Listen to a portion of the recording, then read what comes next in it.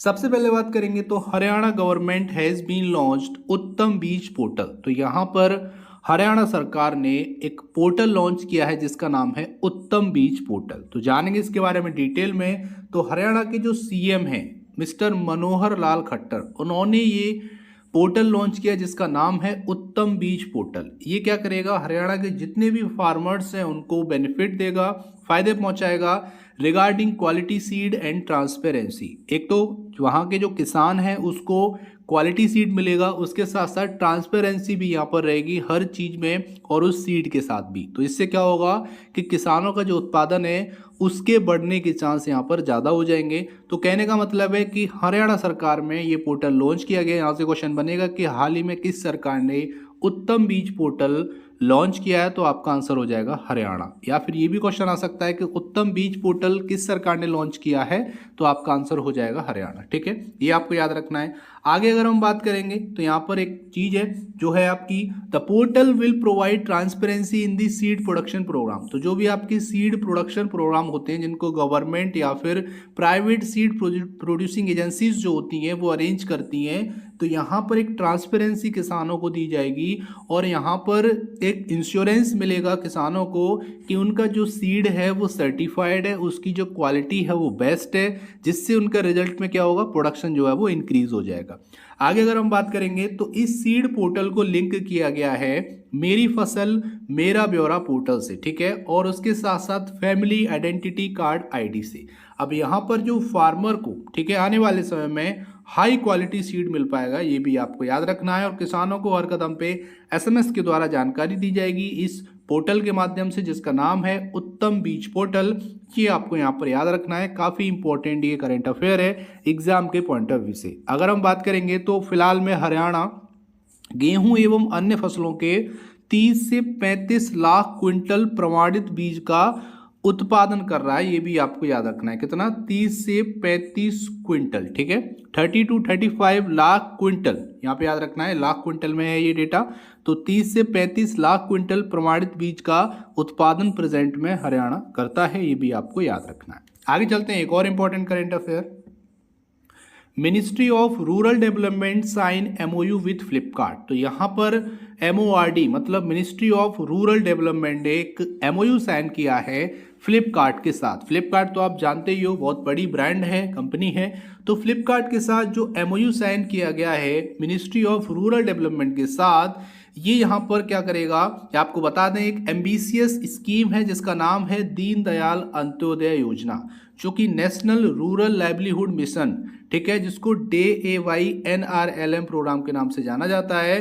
तो इसके लिए ही इस एमओयू को साइन किया गया है फ्लिपकार्ट के साथ। यहाँ पर होगा क्या, to help empower local businesses and self help group. तो जितने भी आपके SHG हैं, सेल्फ हेल्प ग्रुप हैं या फिर लोकल बिजनेस हैं, उनको यहाँ पर एम्पावरमेंट दी जाएगी, स्पेशली जिनको वुमेन के द्वारा रन किया जाता है। मतलब जितने भी आपके लोकल बिजनेस हैं या फिर जितने भी सेल्फ हेल्प ग्रुप हैं जिनकी जो मुखिया है वो वुमेन है, महिला है, उसको यहाँ पर ज़्यादा से ज़्यादा सहूलियत मिलने वाली है और उसको कन्वर्ट करने की कोशिश की जाएगी ई-कॉमर्स प्लेटफॉर्म की तरह पे। ये भी आपको याद रखना है। इस ओकेजन पे जो श्री गिरिराज सिंह है उन्होंने यहाँ पर ये भी कहा है कि जो सेल्फ हेल्प ग्रुप है वो बैकबोन है हमारे रूरल इकोनॉमी की एज वेल हमारे इंडिया की। और उनका टारगेट है यहाँ पर क्या है कि we are targeting to enhance their annual income to at least 1 lakh. कम से कम उनकी जो सालाना आय है उसको 1 लाख करना हमारी सरकार का उद्देश्य है, ये भी यहाँ पर बात की गई है। इसीलिए इन लोकल बिजनेस और सेल्फ हेल्प ग्रुप को सपोर्ट करने के लिए ही मिनिस्ट्री ऑफ रूरल डेवलपमेंट और फ्लिपकार्ट के बीच में MOU साइन हुआ है। तो यहाँ से क्वेश्चन क्या बनेगा कि अभी हाल ही में दीनदयाल अंत्योदय योजना नेशनल रूरल लाइवलीहुड मिशन को आगे ले जाने के लिए मिनिस्ट्री ऑफ रूरल डेवलपमेंट का किसके साथ करार हुआ है, MOU हुआ है, तो वो आपका हो जाएगा फ्लिपकार्ट। ये भी आपको याद रखना है। उम्मीद करते हैं यहाँ तक आपको समझ में आया होगा। आगे बात करेंगे, तीसरा इंपॉर्टेंट करंट अफेयर है Uttarakhand gets country's largest aromatic garden. तो यहाँ पर बात हो रही है कि उत्तराखंड को कंट्री का सबसे बड़ा एरोमेटिक गार्डन मिल गया है, सुगंधित उद्यान मिल गया है। कहने का मतलब है कि अब भारत में सबसे बड़ा जो एरोमेटिक गार्डन है वो उत्तराखंड में स्थित है। ये यहाँ से क्वेश्चन बन जाएगा जो आपको याद रखना है। आगे अगर हम बात करेंगे तो Uttarakhand get India's largest aromatic garden in the Nainital district. अब यहाँ पे ये क्वेश्चन आ जाएगा कि उत्तराखंड के किस डिस्ट्रिक्ट में भारत का सबसे बड़ा एरोमेटिक गार्डन ओपन हुआ है, तो ये हुआ है आपका नैनीताल डिस्ट्रिक्ट में। ये भी आपको याद रखना है। आगे अगर हम बात करेंगे तो आपको याद रखना है कि the research wing of Uttarakhand forest department. तो जो उत्तराखंड फॉरेस्ट डिपार्टमेंट की रिसर्च विंग है, जो शोध करती है, उसके द्वारा इसको इनॉग्रेट किया गया है, जो कि एक बिगेस्ट एरोमेटिक गार्डन है इंडिया का। नैनीताल में अगर हम जगह की बात करेंगे तो वो है लाल कुआं। तो नैनीताल के लाल कुआं में भारत का सबसे बड़ा एरोमेटिक गार्डन, जिसको हिंदी में सुगंधित उद्यान हम बोल सकते हैं, वो यहाँ पर ओपन किया गया है। आगे अगर हम बात करेंगे तो अभी जो इसका इस्टेब्लिशमेंट हुआ है, इसका जो एरिया है वो लगभग 3 एकड़ से भी ज़्यादा है और इसमें लगभग 140 अलग अलग विभिन्न विभिन्न स्पीसीज हैं, अलग अलग एरोमेटिक स्पीसीज हैं जो कि अक्रॉस दी इंडिया लाई गई है। मतलब इंडिया की हर जगह की जो स्पीसीज है वो आपको इस एरोमेटिक गार्डन में अवेलेबल हो जाएगी। आगे बात करेंगे तो ये जो प्रोजेक्ट था वो इनिशिएट हुआ था 2018-19 में, मतलब 2018-19 में, और उसके बाद अप्रूवल मिला रिसर्च एडवाइजरी कमेटी का जून 2018 में। ये भी आपको याद रखना है। और उत्तराखंड के जो प्रेजेंट सीएम हैं ये भी आपको पता होने चाहिए, mister Pushkar Singh Dhami is the present chief minister of Uttarakhand state. ये भी आपको याद रखना है। फ्रेंड्स, यहाँ तक आपको अगर करंट अफेयर पसंद आ रहा है, हेल्पफुल लग रहा है, तो वीडियो को अभी लाइक करो और ज़्यादा से ज़्यादा इस वीडियो को शेयर करो। आज की वीडियो का टारगेट है केवल और केवल 300 लाइक्स का, तो वीडियो को ज़्यादा से ज़्यादा लाइक करो और सभी स्टूडेंट के साथ शेयर करो। यहाँ पर इंपॉर्टेंट 2 पॉइंट और हैं जो आपको याद रखने हैं इस करंट अफेयर से, कि अभी ये 3 एकड़ में है, इसको आने वाले समय में 45 हेक्टेयर तक विस्तारित करने की यहाँ पर योजना बनाई गई है। और आपको एक और चीज़ बता दें कि इसमें तुलसी की जो वैरायटी हैं, जो प्रजातियाँ हैं, वो 20 से ज़्यादा प्रजातियाँ हैं तुलसी, जो कि सभी के घरों में पाई जाती है। तो उसके लगभग 20 से भी ज़्यादा जो वैरायटीज़ हैं वो इस आपको एरोमेटिक गार्डन में, इस सुगंधित उद्यान में आपको मिल जाएंगी उत्तराखंड में। ये भी आपको पता रखना है। आगे बात करेंगे तो रूरल मार्ट इनॉग्रेटेड इन हवाई। तो यहाँ पर बात हो रही है ईटानगर की। तो यहाँ पर एक रूरल मार्ट ओपन किया गया है ईटानगर के अंजार डिस्ट्रिक्ट में। अब डिटेल में जान लेते हैं इसको। तो NABARD Itanagar regional work place common supervisor Partho Saha inaugurated a rural mart in Anjar district. तो ईटानगर के अंजार डिस्ट्रिक्ट में हमारे जो नाबार्ड ईटानगर के सुपरवाइजर हैं पार्थो साहा ने इनॉग्रेशन किया है इस रूरल मार्ट का। ये आपको याद रखना है। तो ये जो रूरल मार्ट है ये नाबार्ड के द्वारा अप्रूव्ड है, ये आपको याद रखना है। विलेज की बात करेंगे तो एक वाला विलेज पड़ता है, तो वाला गांव में ये आपका रूरल मार्ट ओपन किया गया है। इसका उद्देश्य क्या है ये आपको बताते हैं।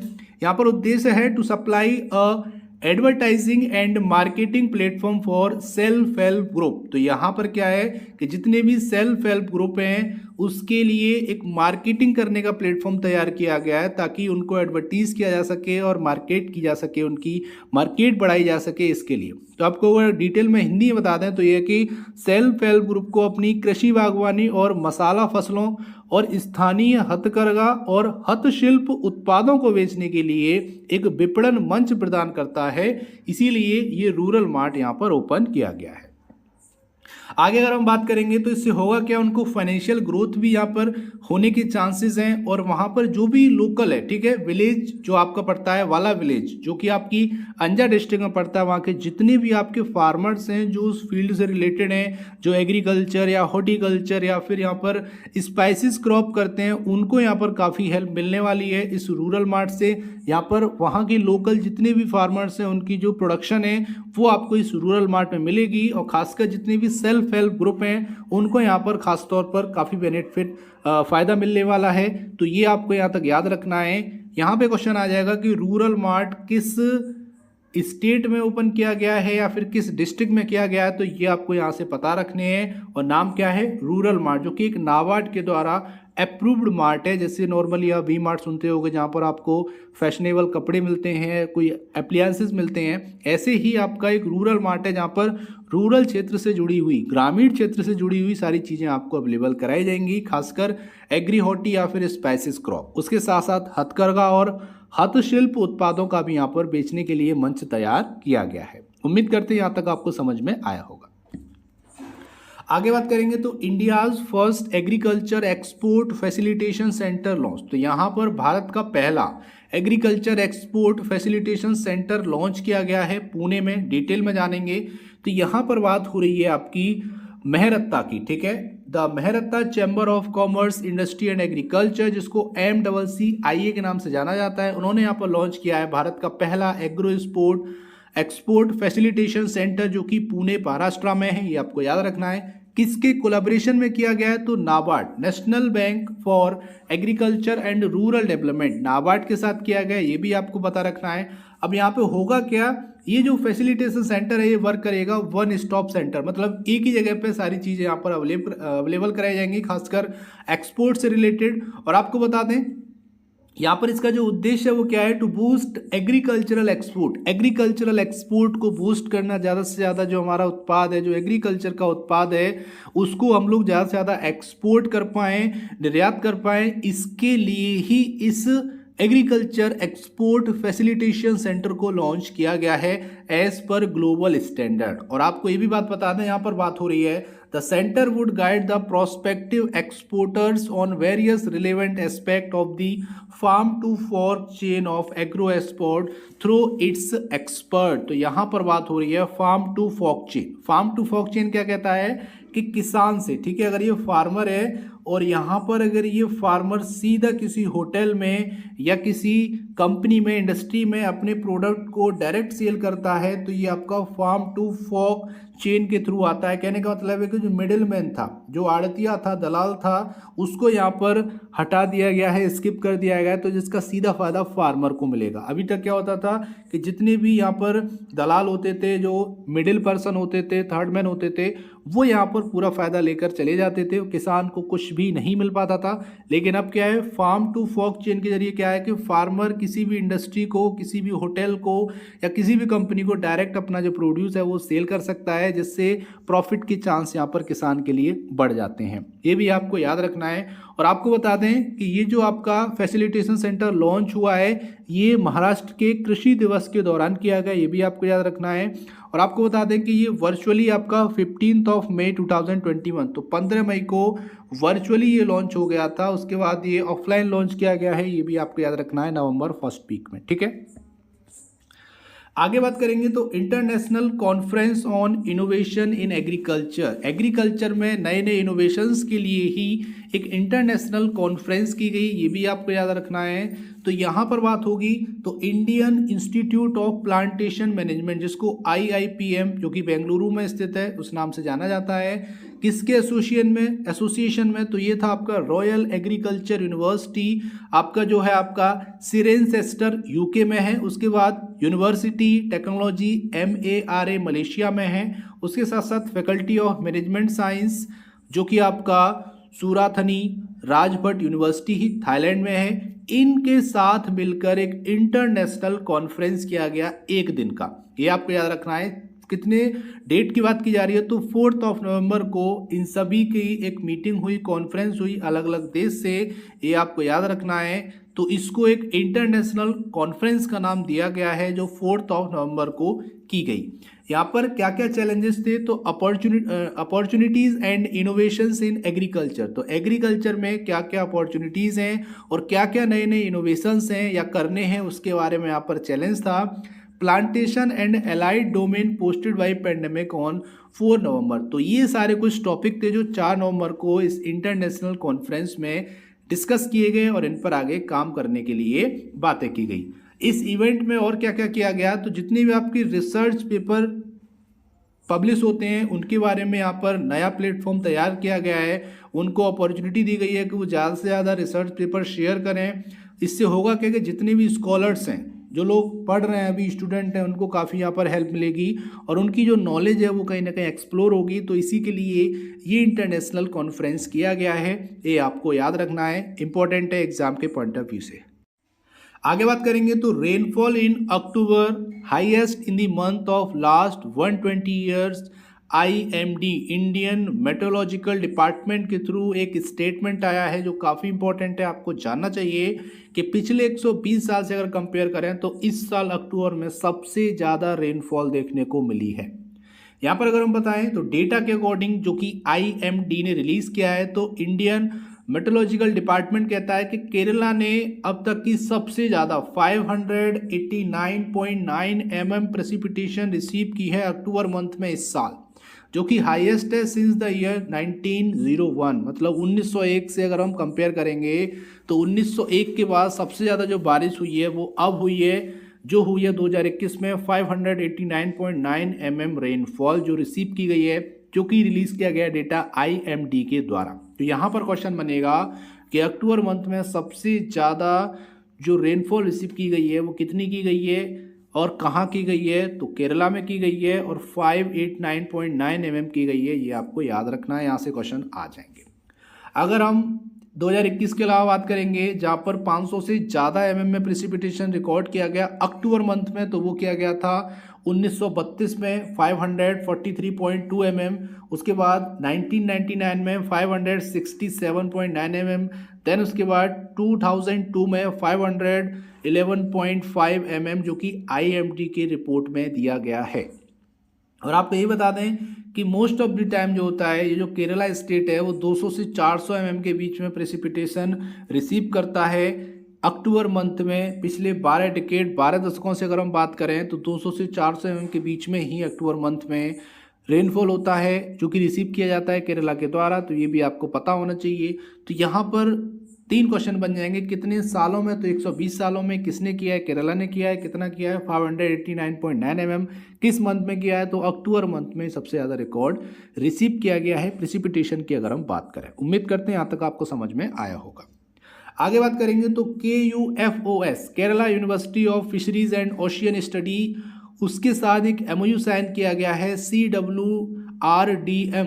CWRDM क्या है, centre for water resource development and management, उनके दोनों के बीच में एक MOU साइन किया गया है रिसर्च कोलैबोरेशन पर, मतलब रिसर्च पर ही ये आपका MOU साइन किया गया है इन दोनों संस्थाओं के बीच में। यहाँ पर अगर हम बात करेंगे the MOU was sign and exchange between the KUFOS registrar mister B Manoj Kumar and CWRDM executive director mister Manoj P Samuel in the presence of vice chancellor K Riji John. तो इनकी प्रेजेंस में इन दोनों के जो रजिस्ट्रार और एग्जीक्यूटिव डायरेक्टर हैं उन दोनों के बीच में सिग्नेचर के बाद ये MOU साइन किया गया। और आपको बता दें अकॉर्डिंग टू द एग्रीमेंट जो आपका KUFOS है और CWRDM है, इनके कोलैबोरेशन में होगा क्या, इन studies in various field of aquatic ecosystem management. तो जितनी भी स्टडी की जा रही है in the field of aquatic ecosystem management, उसके लिए ये कोलैबोरेशन किया गया है, उसको और आगे ले जाने के लिए कोलैबोरेशन किया गया है ताकि एक्वाटिक इकोसिस्टम को अच्छे से मैनेज किया जा सके और फिशरीज़ का जो प्रोडक्शन है उसको कैसे बढ़ाया जा सके, उसी पर ये जो कोलैबोरेशन है वो साइन किया गया है। उम्मीद करते हैं यहाँ तक आपको समझ में आया होगा। अब बात करेंगे कुछ important banking special current affair जो आपको पता होने चाहिए कि बैंकिंग फील्ड में क्या क्या इंपॉर्टेंट करंट अफेयर्स हैं जो एग्जाम में पूछे जा सकते हैं। सबसे पहले बात करेंगे Kotak Mahindra bank to launch RuPay credit card वीर। तो यहाँ पर KMBL Kotak Mahindra bank limited ने एक रुपए क्रेडिट कार्ड लॉन्च किया है जिसका नाम है वीर, काफ़ी इंपॉर्टेंट है। तो यहाँ पर बात करेंगे तो Kotak Mahindra bank has partnered with NPCI national payment corporation of India to launch Kotak credit card on RuPay network. किस नेटवर्क पे किया गया है, तो रुपे नेटवर्क पे ये क्रेडिट कार्ड जो है वो लॉन्च किया गया है और उसका नाम रखा गया है वीर। अब किसके लिए किया गया है, तो जितने भी आपके इंडियन आर्म फोर्स हैं, चाहे वो नेवी हो, आर्मी हो या फिर एयरफोर्स हो, उन पर्सनल के लिए ही ये जो आपका रुपे क्रेडिट कार्ड वीर है वो लॉन्च किया गया है, ये आपको याद रखना है। आगे अगर हम बात करेंगे तो भारत के जो 75 साल हुए इंडिपेंडेंस के, इसमें पहली बार ऐसा हुआ है कि कोटक महिंद्रा बैंक लिमिटेड ने रुपे नेटवर्क पे कोई रुपे क्रेडिट कार्ड लॉन्च किया गया हो जिसका नाम है वीर क्रेडिट कार्ड, जो रहेगा आपका सभी आर्म फोर्सेस के लिए। यहाँ पर आपको बता दें कि जो क्रेडिट कार्ड है वो 2 वेरिएंट में अवेलेबल कराया गया है। पहला है आपका कोटक रुपे वीर प्लेटिनम कार्ड, उसके बाद कोटक रुपे वीर सेलेक्ट कार्ड, या बोल सकते हो कोटक रुपे वीर सेलेक्ट क्रेडिट कार्ड।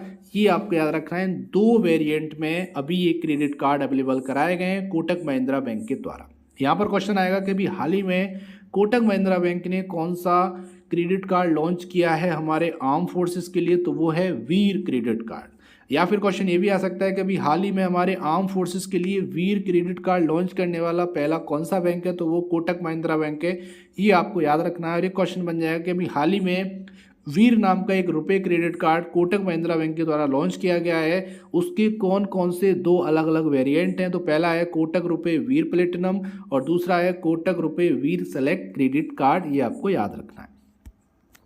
आगे बात करेंगे तो Axis bank sign MOU with Indian navy to offer power salute. तो यहाँ पर पावर सैल्यूट ऑफर करने के लिए इंडियन नेवी के साथ एक्सिस बैंक ने भी एक एमओयू साइन किया है। डिटेल में जान लेते हैं। तो Axis bank sign an MOU with the Indian navy to offer a defence service salary DSS। तो यहाँ पर कहने का मतलब है कि डिफेंस सर्विस सैलरी प्रोवाइड करने के लिए ही ये पावर सैल्यूट पैकेज दिया गया है। न्यू दिल्ली में हमारे जितने भी इंडियन नेवी में हमारे जितने भी ऑफिसर्स हैं, वेटरन्स हैं, कैडेट्स हैं, उन सभी के लिए। यहाँ पर आपको बता दें, through the agreement the bank will provide several benefit to all rank of Indian navy. Indian navy veteran के जितने भी आपके ऑल रैंकर्स हैं या कैडेट्स हैं, उन सभी को यहाँ पर कई विभिन्न यहाँ पर फायदे प्रोवाइड किए जाएंगे इस एग्रीमेंट के थ्रू। यहाँ पर ICICI बैंक ने भी अपना एक MOU रिन्यू किया है इंडियन आर्मी के साथ, यहाँ पर नेवी के साथ किया गया है एक्सिस बैंक का, और ICICI बैंक ने किया है इंडियन आर्मी के साथ। जिसमें होगा क्या कि कुछ फीचर्स हैं, जैसे डिफेंस सैलरी अकाउंट एक फीचर प्रोवाइड किया गया है जितने भी आपके सर्विस करते हैं आर्मी में पर्सनली, ठीक है, चाहे वो रिटायर्ड हों एज वेल एज वो सर्विस कर रहे हो, उन सभी के लिए डिफेंस सैलरी अकाउंट एक अलग से ऑप्शन दिया गया है। जैसे नॉर्मली होता है सेविंग अकाउंट, करेंट अकाउंट, ठीक है, ऐसे ही डिफेंस वालों के लिए अलग से डिफेंस सैलरी अकाउंट, उनके अलग अलग बेनिफिट उनको प्रोवाइड किए जाएंगे। तो ये सुविधा उन लोगों के लिए है जो आर्मी में अभी प्रेजेंट में जॉब करते हैं या फिर रिटायर हो चुके हैं। उम्मीद करते हैं यहाँ तक आपको समझ में आया होगा। सबसे पहले बात करेंगे न्यूट्रिशन स्मार्ट विलेज स्कीम। काफ़ी इंपॉर्टेंट स्कीम है जो कि प्रेजेंट में बनी हुई है, इसके बारे में डिटेल में जानेंगे। तो सबसे पहले आपको बता दें कि एज ए पार्ट ऑफ आज़ादी का अमृत महोत्सव, जैसा कि आपको पता है हमारे देश को आज़ाद हुए 75 ईयर्स हो चुके हैं, तो उसी के उपलक्ष्य में यहाँ पर एक इंडिया ने कैंपेन चलाया है जिसका नाम है न्यूट्रिशन स्मार्ट विलेज स्कीम, जो कि पोषण अभियान को स्ट्रेंथ प्रोवाइड करने के लिए लॉन्च की गई है। अब यहाँ पर अगर आपसे कोई पूछ लेता है कि ये जो स्कीम है वो किस लिए है, तो उसकी बात भी हम आपको बताने वाले हैं। तो सबसे पहले आपको पता होना चाहिए पोषण अभियान के बारे में। तो पोषण अभियान जो है वो यहाँ पर बोल सकते हैं जिसको नेशनल न्यूट्रिशन मिशन के नाम से भी हम जानते हैं, जो कि 8 मार्च 2018 को लॉन्च किया गया। 8 मार्च 2018 को पोषण अभियान लॉन्च किया गया। अब यहाँ से क्वेश्चन एक और पूछा जा सकता है कि पोषण अभियान 2.0 कब लॉन्च किया गया, तो ये आपका 1 सितंबर 2021 को किया गया, ठीक है। पोषण अभियान मेन और 2.0 आपका 1 सितंबर 2021 को लॉन्च किया गया। ये काफ़ी इंपॉर्टेंट है। तो यहाँ पे होगा क्या कि एक इनिशिएटिव लिया गया है जिसमें जो 75 विलेजेस हैं, ठीक है, अक्रॉस द इंडिया सेलेक्ट किए गए। वहाँ पर होगा क्या, देखो एक नेटवर्क है जो कि all India coordinated research project on women in agriculture AICRPWI की तरह। तो ये अभी ऑपरेशन में है, जो कि 12 स्टेट में फैला हुआ है। इसके 13 सेंटर्स हैं। इसके थ्रू यहाँ पर क्या किया जाएगा कि स्मार्ट विलेज बनाए जाएंगे। स्मार्ट विलेज कैसे होंगे कि जहाँ पर लोगों को न्यूट्रिशन पूरे अमाउंट में दिया जाएगा जितना रिक्वायर्ड होता है, ठीक है।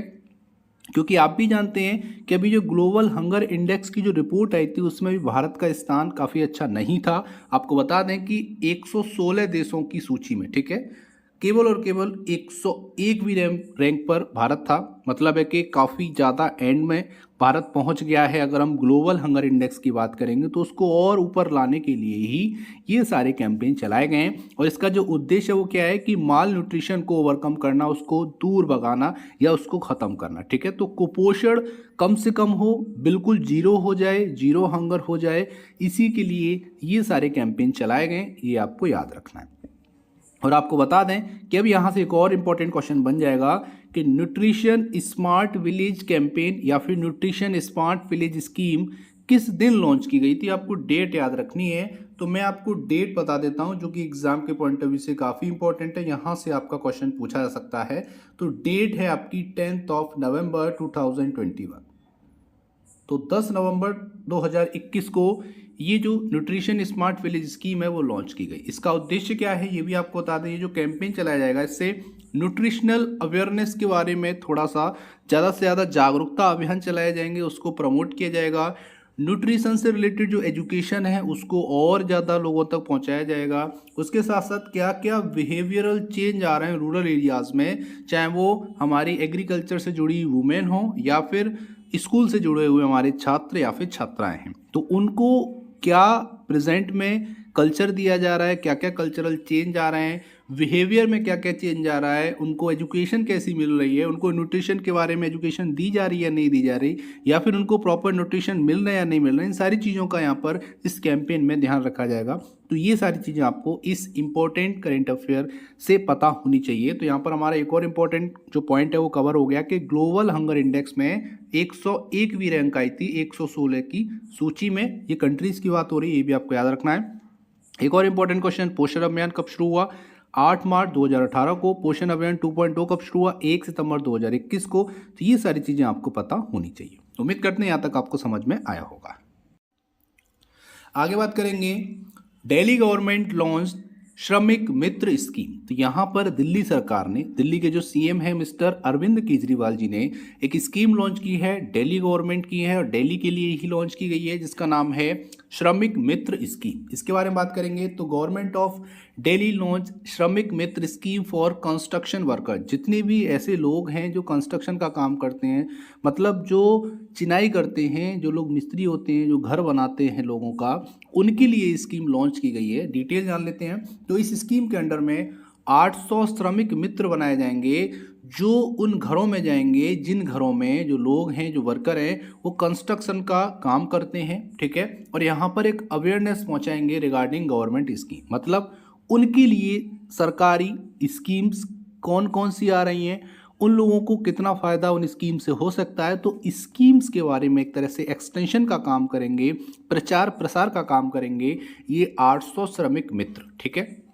यहाँ पर आपको एक और बता दें कि दिल्ली गवर्नमेंट ने उनका यहाँ पर डीएनएस अलाउंस की भी यहाँ पर घोषणा की है कि जितने भी अनस्किल्ड और सेमी स्किल्ड वर्कर हैं, ठीक है, यहाँ पर स्किल्ड नहीं लिए गए, जो अनस्किल्ड हैं बिल्कुल या फिर सेमी स्किल्ड हैं, उनको यहाँ पर कुछ डीए इंक्रीज किया जा रहा है, जो कि उनकी सैलरी का 1% से ज़्यादा है। मतलब है कि 1% से ज़्यादा यहाँ पर और उनके सैलरी में जोड़ा जाएगा एज ए डीएनएस अलाउंस।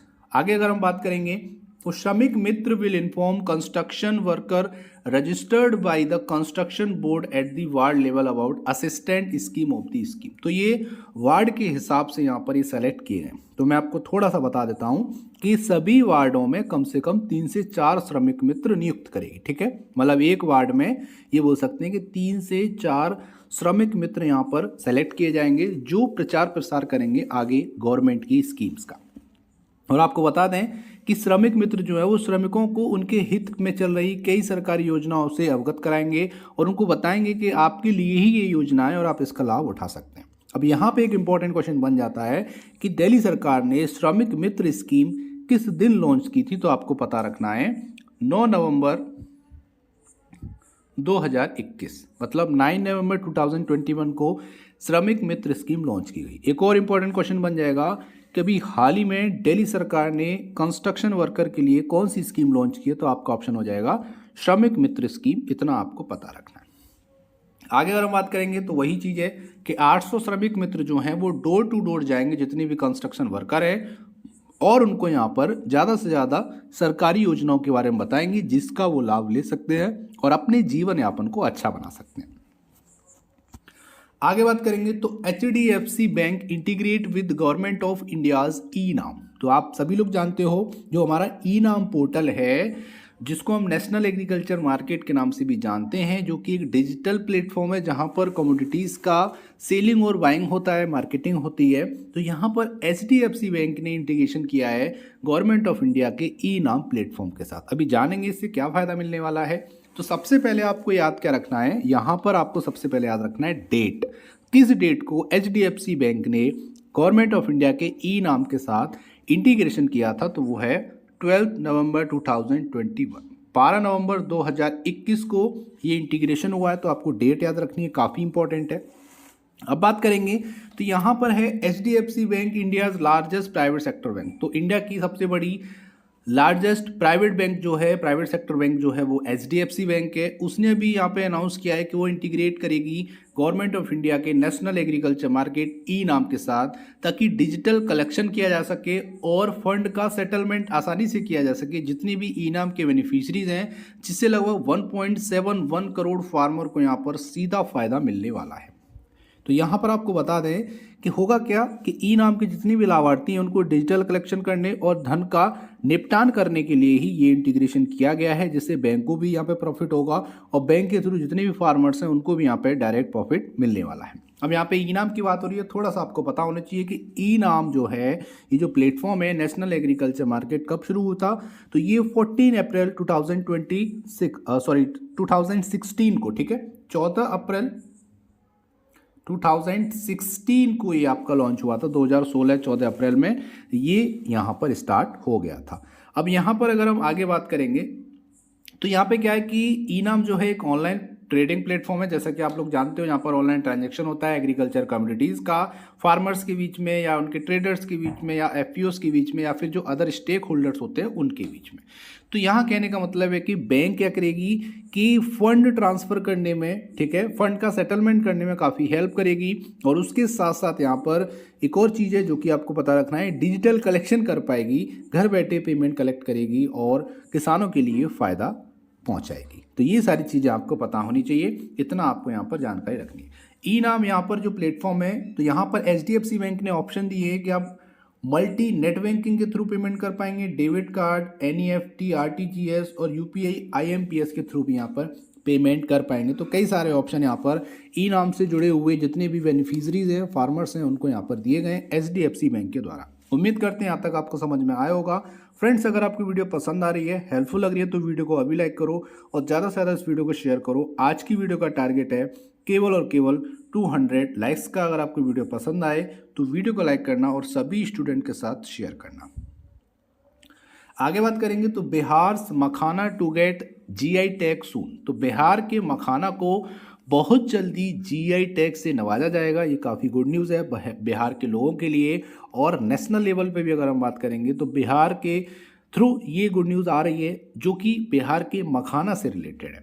आपको यहाँ पर बता दें कि बिहार का एक फेमस है मखाना जिसको फॉक्स नट के नाम से भी जाना जाता है, उसको बहुत जल्दी यहाँ पर GI टैग मिलने वाला है। ठीक है, GI टैग आप जानते हो, ज्योग्राफिकल इंडिकेशन टैग इसको बोलते हैं, जो कि उसके साथ साथ जब इसको GI टैग मिल जाएगा तो ये ग्लोबल रिकॉग्निशन हो जाएगा, ग्लोबली इसको जाना जाएगा और इससे वहाँ के जितने भी लोग फार्मर जुड़े हुए हैं उनको डायरेक्ट फ़ायदा यहाँ पर मिलने वाला है, जो कि बिहार राज्य के लोगों के लिए है।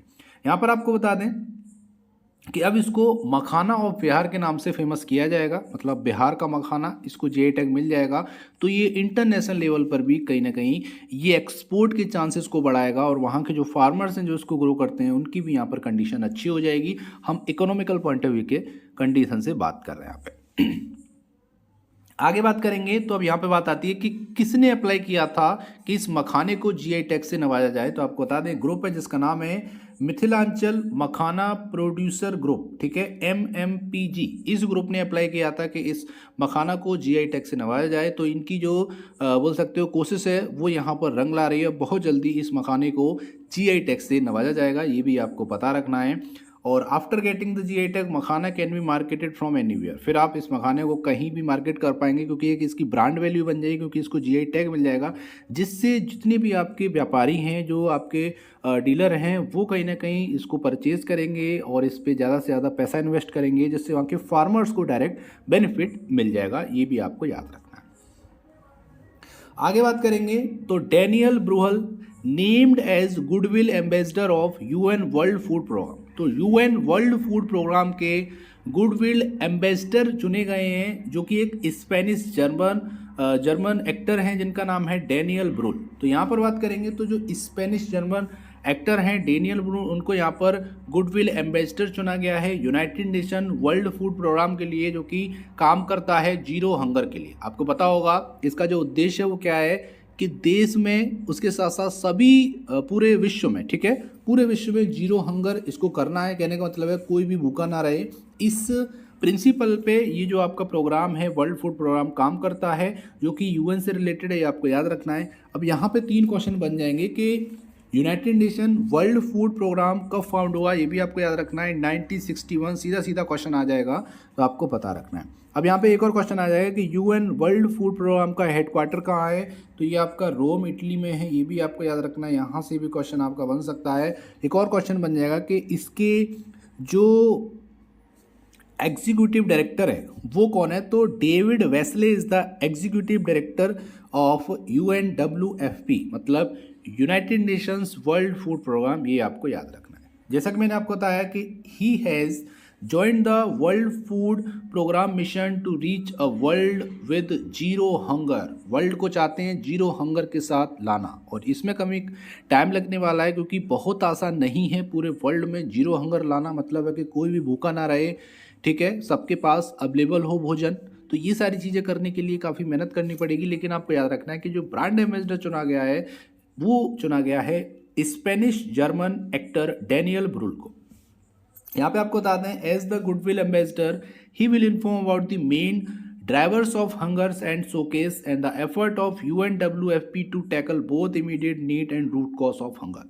तो यहाँ पर ये कोशिश करेंगे, ये जो प्रोग्राम है ये कोशिश करता है कि रूट कॉज क्या है हंगरनेस की, लोग भूखे क्यों रह रहे हैं, क्या कंडीशन है, देश में पॉवर्टी ज़्यादा है या फिर पॉवर्टी नहीं है, उसके बाद कौन कौन से फैक्टर हैं जो हंगर को बढ़ावा देते हैं। तो उन सारे फैक्टरों पर से काम करते हैं और ये रूट कॉज को ढूंढने की कोशिश करते हैं और इमीडिएट इफेक्ट के साथ काम करते हैं। कहीं ना कहीं इनका जो उद्देश्य है वो यही है कि जीरो हंगर पूरे वर्ल्ड में हो, जिससे कोई भी भूखा ना रहे। उसी उद्देश्य को आगे ले जाने के लिए ये लोग कंटिन्यू काम कर रहे हैं। तो उसका जो पे जो गुडविल एम्बेसडर है उसको चुना गया है आपके स्पेनिश जर्मन एक्टर को। तो ये भी आपको याद रखना है, काफ़ी इंपॉर्टेंट है, यहाँ से भी क्वेश्चन आ सकता है। आगे बात करेंगे तो first ever bamboo made cricket bat stump. तो यहाँ पर एक स्टेट है जिसने बम्बू से बना हुआ, बांस से बना हुआ भारत का पहला क्रिकेट बैट तैयार किया है और स्टंप तैयार किए हैं। ये भी आपको पता होना चाहिए, ठीक है।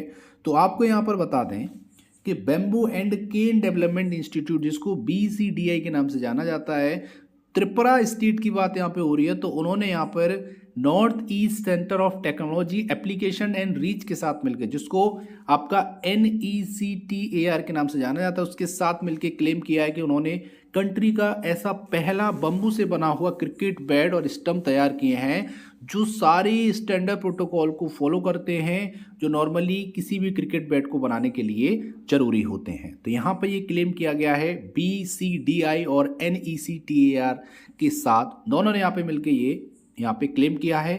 और यहाँ पे कहीं ना कहीं बोल सकते हैं कि ये क्लेम बिल्कुल राइट है, उन्होंने यहाँ पे मेहनत की है, जो कि आप फोटोग्राफ्स में देख पा रहे होंगे। ये बम्बू से बना हुआ बैट है और स्टंप से। आगे बात बता दें तो यहाँ पे जो बैट है वो सभी फॉर्म के क्रिकेट के लिए यूज़ कर सकते हो आप। और आपको बता दें कि यहाँ पे the company CEO recently gave Biplab Kumar Deb a demonstration of the product. और यहाँ पे जो इस कंपनी के CEO हैं मिस्टर बिप्लब कुमार देव, उन्होंने यहाँ पे डेमोन्स्ट्रेट किया है इस प्रोडक्ट के बारे में और बताया है, और यूज़ करके भी इस प्रोडक्ट को उन्होंने दिखाया है। यहाँ पर एक और चीज़ है जो कि एक बम्बू का एक दूसरा बोल सकते हो वैरायटी है जो लोकली पाया जाता है वहाँ पे, जिसका नाम है काना कैच। तो काना कैच एक ऐसा बम्बू है जो नॉर्मली यूज़ किया जाता है बम्बू के विकेट बनाने के लिए।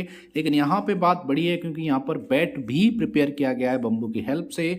तो हम ये बोल सकते हैं कि ये ऐसा काम करने वाला भारत का पहला स्टेट बन गया है त्रिपुरा, जिसने पहली बार, अभी तक भारत में किसी और स्टेट ने ऐसा कारनामा नहीं किया है, तो ये कारनामा किया है त्रिपुरा स्टेट ने। तो ये भी आपको याद रखना है। यहाँ पे नॉर्मली क्वेश्चन आ जाएगा कि बम्बू से बैट और स्टंप बनाने वाला भारत का पहला कौन सा राज्य है, तो आपका आंसर हो जाएगा त्रिपुरा।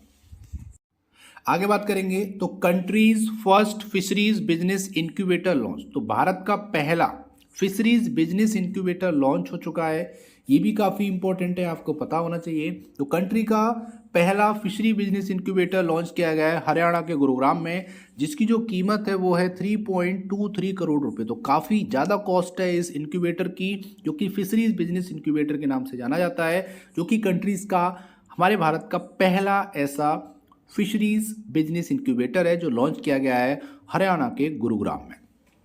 आपको यहाँ पे बता दें कि श्री पुरुषोत्तम रूपाला जी, जिन्होंने यहाँ पर कंट्री का पहला ये जो बिजनेस इंक्यूबेटर है वो डेडिकेट किया है, और आपको बता दें इसको नाम से जाना जाता है लीनेक एनसीडीसी, जो कि आप यहाँ पे देख पा रहे होगे। तो ये आपका LINAC NCDC fishery business incubation centre है, जिसको यहाँ पर अगर हम बोलेंगे तो लिफिक के नाम से जाना जाता है। तो ये लॉन्च किया गया है, यहाँ पे आप देख पा रहे होगे ये लिफिक है, ठीक है। ये भी क्वेश्चन यहाँ पे नॉर्मली पूछा जा सकता है कि लिफिक क्या है, तो आपको बता देना है कि यहाँ पे लीनेक एनसीडीसी का फिशरी बिजनेस इंक्यूबेटर सेंटर है जो बनाया गया है हरियाणा के गुरुग्राम में, जिसकी कीमत है 3.23 करोड़ रुपए, जो कि फिशरी स्टार्टअप को बूस्ट करेगा, ये भी आपको याद रखना है। और आपको बता दें यहाँ पे 10 इंक्यूबेटर बनाए गए हैं, जो कि 4 स्टेट में बनाए गए हैं, बिहार, हिमाचल और आपका गुजरात और महाराष्ट्र, ठीक है। इसमें से जो 6 इंक्यूबेटर हैं वो जितने भी आपके नए फिश फार्मर प्रोड्यूसर ऑर्गेनाइजेशन है, एफपीओ की हम लोग सबसे बात करते हैं कि फार्मर मिलके ग्रुप बना लेते हैं, उसी को हम एफपीओ बोलते हैं। तो ये फिश वाले फार्मर है, ठीक है, जो फिश का प्रोडक्शन करते हैं, मछली पालन करते हैं, ऐसे फार्मर मिलकर इन्होंने 6 इंक्यूबेटर खुद तैयार किए हैं। और आपको बता दें ये सपोर्ट करेंगे अब the financial grant under the PMMSY। अब यहाँ पे क्वेश्चन आ जाता है कि जो आपका PMMSY है ये क्या है, ये भी आपको बताना चाहिए। तो प्रधानमंत्री मत्स्य संपदा योजना है, ठीक है, ये लॉन्च की गई थी 10 सितंबर 2020 को, ये भी क्वेश्चन आ सकता है, तो आपको याद रखना है। और जो आपका बोल सकते हो ई गोपाला ऐप है, ठीक है, तो आपको कमेंट करना जल्दी से कब लॉन्च किया गया था, इसी से रिलेटेड है, इसीलिए मैंने आपसे पूछा है। तो जल्दी से कमेंट करो कि ई गोपाला ऐप किस दिन लॉन्च की गई थी। और मैंने आपको बता दिया PM मत्स्य संपदा योजना 10 सितंबर 2020 को लॉन्च की गई थी। तो इतना आपको याद रखना है इस करंट अफेयर से। ये क्वेश्चन कहीं से भी क्वेश्चन बन सकता है, तो सारी चीज़ें आपको कवर करके चलनी है। आगे बात करेंगे तो कैबिनेट ने अप्रूवल दिया है जूट पैकेजिंग मटेरियल के नॉर्म्स के लिए। आपको बता दें कैबिनेट ने यहाँ पर अप्रूव किए जितने भी आपके रिजर्वेशन नॉर्म है JPM जूट पैकेजिंग मटेरियल के लिए, जो कि जूट के लिए रहने वाले हैं 2021-22 ईयर के लिए under the JPM act 1987। JPM act क्या है, जूट पैकेजिंग मटेरियल एक्ट 1987 के थ्रू यहाँ पे रिजर्वेशन को अप्रूवल मिला है। अब इसके थ्रू यहाँ पर अगर हम बात करेंगे तो आपको बता दें कि 1 जुलाई 2021 से, ठीक है, 1 जुलाई 2021 से लेकर 30 जून 2022 तक के लिए ये नॉर्म्स आए हैं यहाँ पे, ये भी आपको याद रखना है। तो यहाँ पर नॉर्म्स के अंडर यहाँ पे क्या बोला जा रहा है कि जितने भी आपके फूड ग्रेन हैं उसको आप 100% रिजर्वेशन दिया गया, मतलब वो जूट के पैकेट में ही पैक करने हैं, उसमें बिल्कुल आपको बोल सकते हो लापरवाही नहीं करनी है। और शुगर को कम से कम 20% तक आप जूट के बैग में पैक कर पाएंगे, ये यहाँ पे रिजर्वेशन दिया गया है। और आपको बता दें कि जो गवर्नमेंट ऑफ इंडिया है वो जूट सेकिंग बैग खरीदती है लगभग 8,000 करोड़ के हर साल, ताकि फूड ग्रेन को पैक किया जा सके, ठीक है, ये भी आपको याद रखना है। और आपको बता दें कि जो जूट सेकिंग बैग्स है जिसका जो 90% है वो सप्लाई किया जाता है FCI को, फूड कॉर्पोरेशन ऑफ इंडिया को, और स्टेट प्रोक्योरमेंट एजेंसी जिसको SPA बोलते हैं, और रिमेनिंग जो बचता है उसको एक्सपोर्ट या फिर सोल डायरेक्टली के लिए यूज़ किया जाता है। तो ये नॉर्म्स आए हैं, ये भी आपको याद रखना है। यहाँ पे याद रखने वाली बात क्या है कि कब से कब तक है, तो 1 जुलाई 2021 से 30 जून 2022 तक चलेगा। कौन सा एक्ट है, JPM एक्ट 1987, ये भी आपको याद रखना है। और 100% फूड ग्रेन के लिए और 20% शुगर के लिए, ये सारी चीज़ें बस आपको याद रखनी है इस करंट अफेयर से। आगे बात करेंगे तो यूपी कृषि यंत्र सब्सिडी स्कीम यहाँ पे चल रही है, काफ़ी इंपॉर्टेंट है। जो जितने भी फार्मर जो एग्रीकल्चर मशीनरी को परचेज करते हैं उनको यहाँ पर ग्रांट मिलती है, सहायता मिलती है, अनुदान मिलता है गवर्नमेंट ऑफ उत्तर प्रदेश की तरफ से, जो कि 12 नवंबर से स्टार्ट हो चुका है। यहाँ पर अगर हम बात करेंगे तो आपको क्या करना पड़ेगा, इस फ़ायदे को लेने के लिए आपको एग्रीकल्चर डिपार्टमेंट की जो यूपी की वेबसाइट है वहाँ जाना पड़ेगा और 9 डिवीज़न से आप अप्लाई कर सकते हैं। 18 नवंबर आपकी डेट है, 18 नवंबर तक आप अप्लाई कर पाएंगे।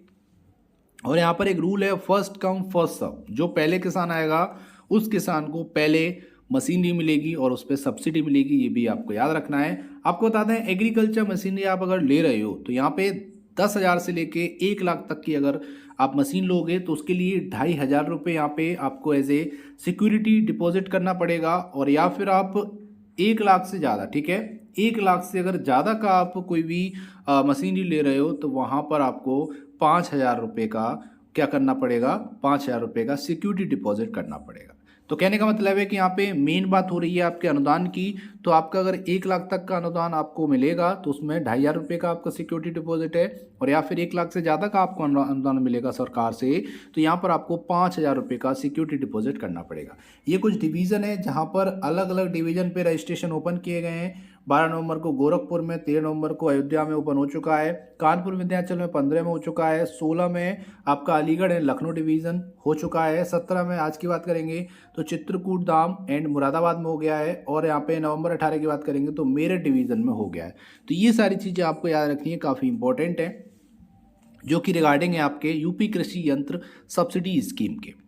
आगे बात करेंगे तो कैबिनेट ने यहाँ पर 17,409 करोड़ रुपए सीसीआई को प्रोवाइड किए हैं ताकि कॉटन का प्रोक्योरमेंट हो पाए, और जितने भी आपके बोल सकते हो जो क्षतिपूर्ति है 2014 से लेके, ठीक है, 2014-15 से लेके 2020-21 तक की, वो भी यहाँ पे कहीं ना कहीं क्षतिपूर्ति को पूरा करने के लिए ये जो राशि है वो प्रोवाइड की गई है वेडनेसडे को। तो यहाँ पर अमाउंट है 17,408.85 करोड़ रुपए, जो कि एक तरह से कमिटेड प्राइस सपोर्ट है। तो जितने भी पुराने सीजन में जितने भी किसान थे जिन्होंने कॉटन को ग्रो किया था, अगर उनको कोई क्षति हुई है उनके एमएसपी के रिगार्डिंग, उनको अगर पूरा पैसा नहीं मिल पाया हो या जो भी कोई प्रॉब्लम रही हो, तो उसकी भरपाई के लिए ये मोटी रकम यहाँ पे गवर्नमेंट ऑफ इंडिया ने रिलीज की है कॉटन के जितने भी फार्मर्स हैं उनके लिए। ये भी आपको याद रखना है।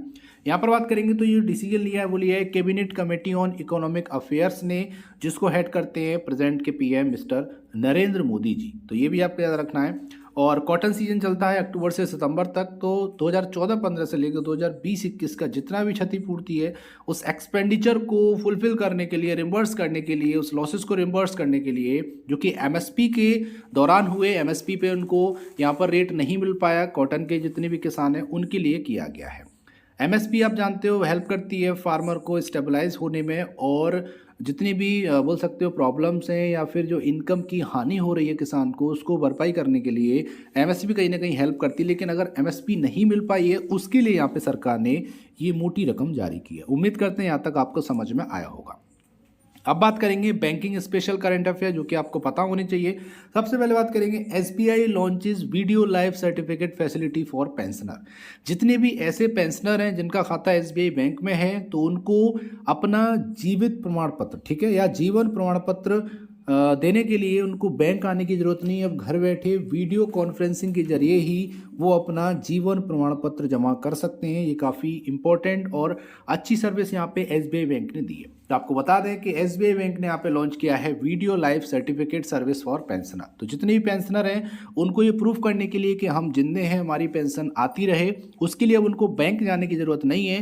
वो घर बैठे वीडियो कॉल के जरिए दिखा सकते हैं कि हम जिंदा हैं और हमारी जो पेंशन है वो कंटिन्यू आती रहे। पहले क्या होता था कि उनको फिजिकली वहाँ पे प्रेजेंट होना पड़ता था बैंक में, और तब जितने भी आपके पेंशन डिपार्टमेंट होता था बैंक का, वो फिर फाइनल अप्रूवल देते थे पेंशन के लिए। लेकिन अब घर बैठे ही सारे काम हो जाएंगे। और आपको बता दें यहाँ पे काफ़ी इंपॉर्टेंट है कि एसबीआई के अकॉर्डिंग जो प्रोसेस है वीडियो लाइफ सर्टिफिकेट का, वो पेपरलेस रहेगा और फ्री ऑफ कॉस्ट रहेगा। आप में कोई भी पैसा यहाँ पे नहीं लगेगा और कोई भी पेपर यहाँ पे यूज़ नहीं होगा, डिजिटली सारा काम होगा। ये भी आपको याद रखना है। और यहाँ पे लास्ट डेट दी गई है 30 नवंबर, ठीक है, 30 नवंबर तक आप अप्लाई कर पाएंगे। तो ये भी आपको याद रखना है। तो 80 वर्ष के या 80 वर्ष से जितनी भी कम आयु के पेंशन भोगियाँ हैं, ठीक है, जो पेंशन को भोग करते हैं, उनके लिए जीवन प्रमाण पत्र तथा जीवन प्रमाण पत्र जमा करने की जो अवधि है वो इसी महीने से शुरू हो गई है। तो ये भी आपको याद रखना है। 30 नवंबर से पहले पहले आपको ये जमा करना है या फिर जीवन प्रमाण पत्र सबमिट करना है। वो आपका वीडियो कॉलिंग के जरिए, वीडियो कॉन्फ्रेंसिंग के जरिए हो जाएगा। तो ये भी आपको पता रखना है। एसबीआई ने लॉन्च किया है, ये आपको पता। काफ़ी टाइम बाद यहाँ पर हमारे जो पीएम है मिस्टर नरेंद्र मोदी जी ने यहाँ पर अनाउंस किया है कि उनकी सरकार ने जो 3 लॉ पारित किए थे, जिन 3 लॉ को लेके आई थी जो कि कृषि से संबंधित थे, उनको वापस लेने का फैसला किया है। तो यहाँ पर 19 नवंबर की बात है जब उन्होंने संबोधन किया राष्ट्र को, और ये बहुत बड़ा फैसला लिया कि वो कृषि कानूनों को वापस लेती है, जिसके लिए किसान 1 साल से ऊपर से हो गया है उस टाइम से सड़कों पर डटे हुए हैं, और उनका यही कहना था कि जो कृषि कानून है उनको वापस किया जाए। फाइनली यहाँ पर सरकार ने अनाउंस किया है कि वो इन बिल को वापस लेती है। डिटेल में जान लेते हैं। तो सबसे पहले आपको पता होना चाहिए, पीएम नरेंद्र मोदी जी ने 19 नवंबर को राष्ट्र को संबोधन करते हुए ये अनाउंस किया कि वो तीनों लॉ को जो कि एग्रीकल्चर से रिलेटेड हैं उनको वापस ले रही है। और यहाँ पर उन्होंने ये भी रिक्वेस्ट की जो प्रोटेस्ट कर रहे हैं किसान उनसे कि वो अपने घर जाएं और अपनी खेती बाड़ी करें। यहाँ पर सरकार ने फैसला ले लिया है कि वो उन तीनों कृषि कानूनों को वापस कर लेगी। आगे अगर हम बात करेंगे तो ये डिसीजन काफ़ी लेट आया, क्योंकि 14 मंथ हो चुके हैं कंटिन्यू फार्मर्स को प्रोटेस्ट करते हुए, और अब जाकर सरकार यहाँ पर मानी है।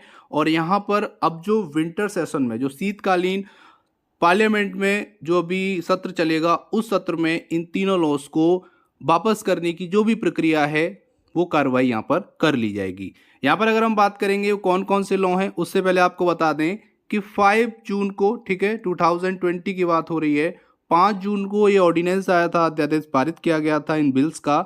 14 सितंबर को, ठीक है, आपको डेट याद रखनी है, 14 सितंबर को लोकसभा में बिल इंट्रोड्यूस हुए, और 17 सितंबर को लोकसभा से जो बिल है वो पास हो गए। उसके बाद 17 सितंबर को ही ये बिल राज्यसभा में इंट्रोड्यूस किए गए, लाए गए, और 20 सितंबर को जो तीनों बिल हैं वो वहाँ से पारित हो गए, और फाइनली ये बिल लागू हो गया पूरे भारत पे। अब यहाँ पर अगर हम बात करें तो आपको एक चीज़ भी याद रखनी है जो काफ़ी इंपॉर्टेंट है, कि कौन कौन से वो लॉ थे जिन पर फार्मर्स 14 महीने से प्रोटेस्ट कर रहे हैं। जिसमें पहला है farmers produce trade and commerce promotion and facilitation act 2020, दूसरा एक्ट है असेंशियल कम्युनिटी अमेंडमेंट एक्ट 2020, और तीसरा एक्ट है farmers empowerment and protection agreement on price assurance and farm service act 2020। इन तीनों बिल के लिए कंटिन्यू यहाँ पर जो फार्मर्स थे वो प्रोटेस्ट कर रहे थे, और फाइनली सरकार ने यहाँ पर बोल दिया है कि वो उन तीनों कृषि कानूनों को वापस लेती है। ये आपको याद रखना है। उसमें एक डेट और जुड़ जाएगी कि 19 नवंबर 2021 को केंद्र सरकार ने ये तीनों बिल वापस लेने की घोषणा की है, और जो भी सत्र आएगा, शीतकालीन सत्र आएगा, उसमें इसको वापस लेने की जो भी कानूनी प्रक्रिया है उसको यहाँ पर अपनाया जाएगा और इन बिल्स को वापस ले लिया जाएगा। यहाँ तक आपको पता रखना है इस इंपॉर्टेंट करंट अफेयर्स से।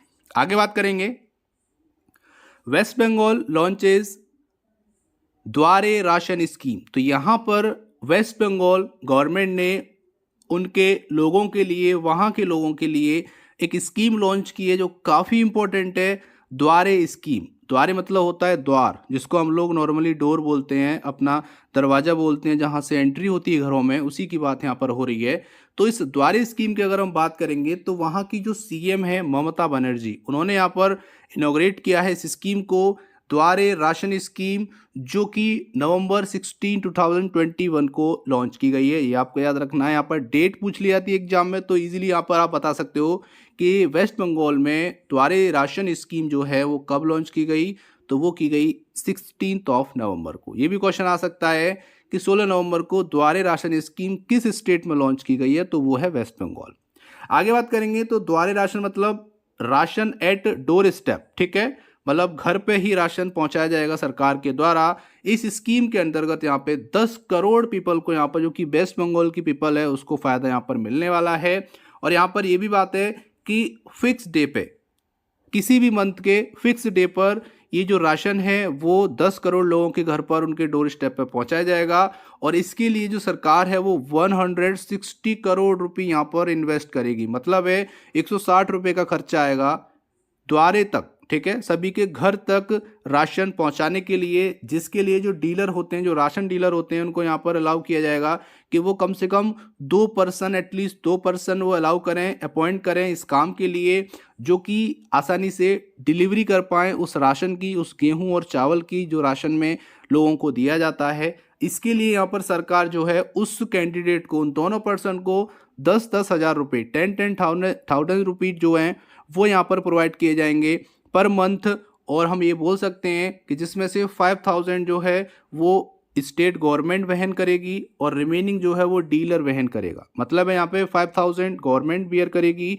और 5,000 रुपये जो है वो यहाँ पर गवर्नमेंट जो है डीलर से बोलेगी कि आप ही 5,000 रुपीज़ को वहन करिए, बियर कीजिए। तो यहाँ तक आपको समझ में आया होगा, काफ़ी इंपॉर्टेंट है।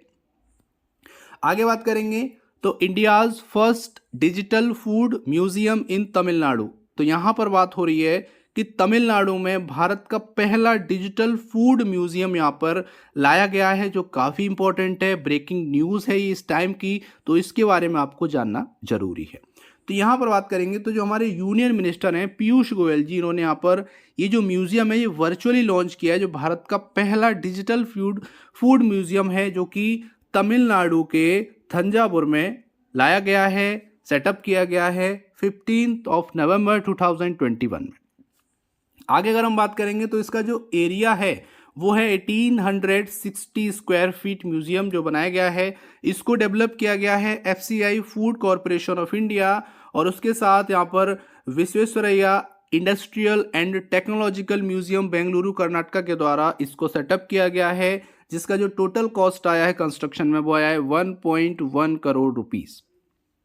आगे अगर हम यहाँ पे बात करेंगे तो यहाँ पर ये एक ऐसा और पहला एफर्ट है इस म्यूजियम के थ्रू जहाँ पर इंडिया की स्टोरी बताई जाएगी कि जो फूड स्टोरी है, जब भारत में फूड उत्पादन शुरू हुआ और आज जब हमारा Bharat largest food grain exporter बन चुका है कंट्री में, तो यहाँ पर एक कहने की बात यहाँ पर क्या है कि इस स्टोरी को इस वर्चुअली बोल सकते हो जो डिजिटल फूड म्यूजियम है इसमें बताया जाएगा। ये भी आपको याद रखना है। तो कहने का मतलब यहाँ पर है कि इंडिया की फूड प्रोडक्शन और फूड एक्सपोर्ट के सापेक्ष में हमारी इंडिया की क्या कंडीशन रही है, क्या क्या हिस्ट्री रही है, उसके बारे में यहाँ पर थोड़ा एलेबोरेट किया जाएगा लोगों को। इतना आपको समझना है इस इंपॉर्टेंट करंट अफेयर से। उम्मीद करते हैं आपको यहाँ तक समझ में आया होगा। फ्रेंड्स, अगर आपको समझ में आ रहा है तो वीडियो को अभी लाइक करो और ज़्यादा से ज़्यादा इस वीडियो को शेयर करो। आज की वीडियो का टारगेट है केवल और केवल 300 लाइक्स का, तो वीडियो को ज़्यादा से ज़्यादा लाइक करो और सभी फ्रेंड्स के साथ शेयर करो ताकि घर बैठे सभी को एग्रीकल्चर के बारे में लेटेस्ट अपडेट पता चल सके। आगे बात करेंगे तो world largest solar power park in Bhadla Rajasthan. तो राजस्थान के भादला में वर्ल्ड का सबसे बड़ा सोलर प्लांट सेटअप किया गया है, ये भी आपको याद रखना है। ये जो भादला है वो राजस्थान के जोधपुर डिस्ट्रिक्ट में पड़ता है, ये भी आपको याद रखना है। सबसे पहले बात करेंगे तो Bhadla solar park located in Rajasthan, ये राजस्थान में है और वर्ल्ड का सबसे बड़ा सोलर पावर पार्क है, ये भी आपको याद रखना है। आगे अगर हम बात करेंगे तो ये जो सोलर पार्क है वो जोधपुर के भादला में लोकेटेड है, जहाँ पर जो रीजन है वो काफ़ी ड्राई है और सैंडी सॉइल वहाँ पर पाई जाती है। और इसका जो एरिया है वो कवर कर रखा है लगभग 14,000 एकड़ एरिया में ये फैला हुआ है, ये भी आपको याद रखना है। और इसमें लगभग 10 मिलियन सोलर पैनल लगे हुए हैं इस पार्क में। और आपको ये भी बता दें कि जो टोटल कैपेसिटी है इस पार्क की, इस सोलर पावर पार्क की, तो वो है 2245 मेगावाट, ये भी आपको याद रखना है। और आपको बता दें इसको बनाने में जो कॉस्ट आई है वो लगभग 1.3 बिलियन डॉलर रुपए यहाँ पर कॉस्ट आई है, ये भी आपको याद रखना है। तो ये भी बहुत ज़रूरी है, यहाँ से भी क्वेश्चन आ सकता है कि कितना कंस्ट्रक्शन आया है, तो 1.3 बिलियन डॉलर यहाँ पर कंस्ट्रक्शन कॉस्ट आई है। और आपको बता दें कि जोधपुर में जो भादला जगह है उसका जो एवरेज टेम्परेचर रहता है वो 46 डिग्री सेल्सियस से लेकर 48 डिग्री सेल्सियस रहता है, मतलब काफ़ी गर्म एरिया है। और यही कारण है कि वहाँ पर सोलर पार्क सेटअप किया गया ताकि जो सूरज की जो किरणें हैं उसका यूटिलाइजेशन किया जा सके, उस एनर्जी को एक यूजफुल एनर्जी में कन्वर्ट किया जा सके। आगे बात करेंगे तो जो भादला सोलर पार्क है वो लार्जेस्ट सोलर पार्क है वर्ल्ड वाइड में, और यहाँ पर बात करेंगे तो 5700 हेक्टेयर्स में ये फैला हुआ है। तो आप हेक्टेयर और एकर्स में यहाँ पर देख सकते हैं। तो ये सारी चीज़ें आपको पता रखनी है इस इम्पोर्टेंट करंट अफेयर से। तो ये क्वेश्चन आ सकता है कि वर्ल्ड का सबसे बड़ा सोलर पावर पार्क कहाँ पर है, तो ये आपका भादला, जोधपुर डिस्ट्रिक्ट और राजस्थान स्टेट है। इतना आपको पता रखना है। आगे बात करेंगे तो अरुणाचल अप्रूव कैसर ए हिंद एज स्टेट बटरफ्लाई। तो अरुणाचल प्रदेश ने राज्य तितली के रूप में कैसर ए हिंद को मंजूरी दे दी है। तो यहाँ पर अब जो ये आपको ये बटरफ्लाई दिख रही है, ये अब स्टेट बटरफ्लाई कहलाएगी अरुणाचल प्रदेश की। यहाँ पर बात करेंगे तो जो स्टेट कैबिनेट है उन्होंने यहाँ पर, जिसके जो हेड है सीएम पेमा खांडू, उन्होंने यहाँ पर अप्रूवल दिया है कि कैसर ए हिंद बटरफ्लाई को अब स्टेट बटरफ्लाई के नाम से जाना जाएगा। मतलब बोल सकते हो राज्य तितली के नाम से अब पुकारा जाएगा। ये यहाँ पर बात कही गई है। आगे बात करेंगे तो जो कैसर ए हिंद है, इसको जो साइंटिफिकली जो बोला जाता है वो बोला जाता है टीनोपाल्पस इम्पीरिलियस। ठीक है, ये आपको याद रखना है, टीनोपाल्पस इम्पेरिलियस ये इसका साइंटिफिक नेम है, और इसको लिटरल टर्म में बोला जाता है एम्परर ऑफ इंडिया। ठीक है, एम्परर ऑफ इंडिया इस तितली को बोला जाता है। इसके जो विंग हैं, जो इसके पंख हैं, वो लगभग 90 mm से लेके 120 mm तक देखे जाते हैं। और जो ईस्टर्न हिमालयन रीजन है, ठीक है, वहाँ की जो 6 स्टेट है, वहाँ पर बोल सकते हैं कि 6000 से लेकर 10,000 फीट की ऊंचाई पे ये आपको देखने को मिलती है। ये भी आपको याद रखना है। और international union for conservation of nature ने इस कैसर ए हिंद बटरफ्लाई को रेड लिस्टेड भी किया गया है। तो ये भी आपको बातें याद रखनी है, काफ़ी इंपॉर्टेंट है। ये क्वेश्चन आ सकता है कि अभी हाल ही में किस राज्य ने कैसर ए हिंद को स्टेट बटरफ्लाई घोषित किया गया है, तो वो किया है अरुणाचल प्रदेश ने। ये आपको याद रखना है। ये भी क्वेश्चन आ सकता है कि अभी हाल ही में अरुणाचल प्रदेश ने किस बटरफ्लाई को स्टेट बटरफ्लाई अनाउंस किया है, तो वो आपका आंसर हो जाएगा कैसर ए हिंद। ठीक है, तो ये काफ़ी इंपॉर्टेंट है, आपको पता होना चाहिए।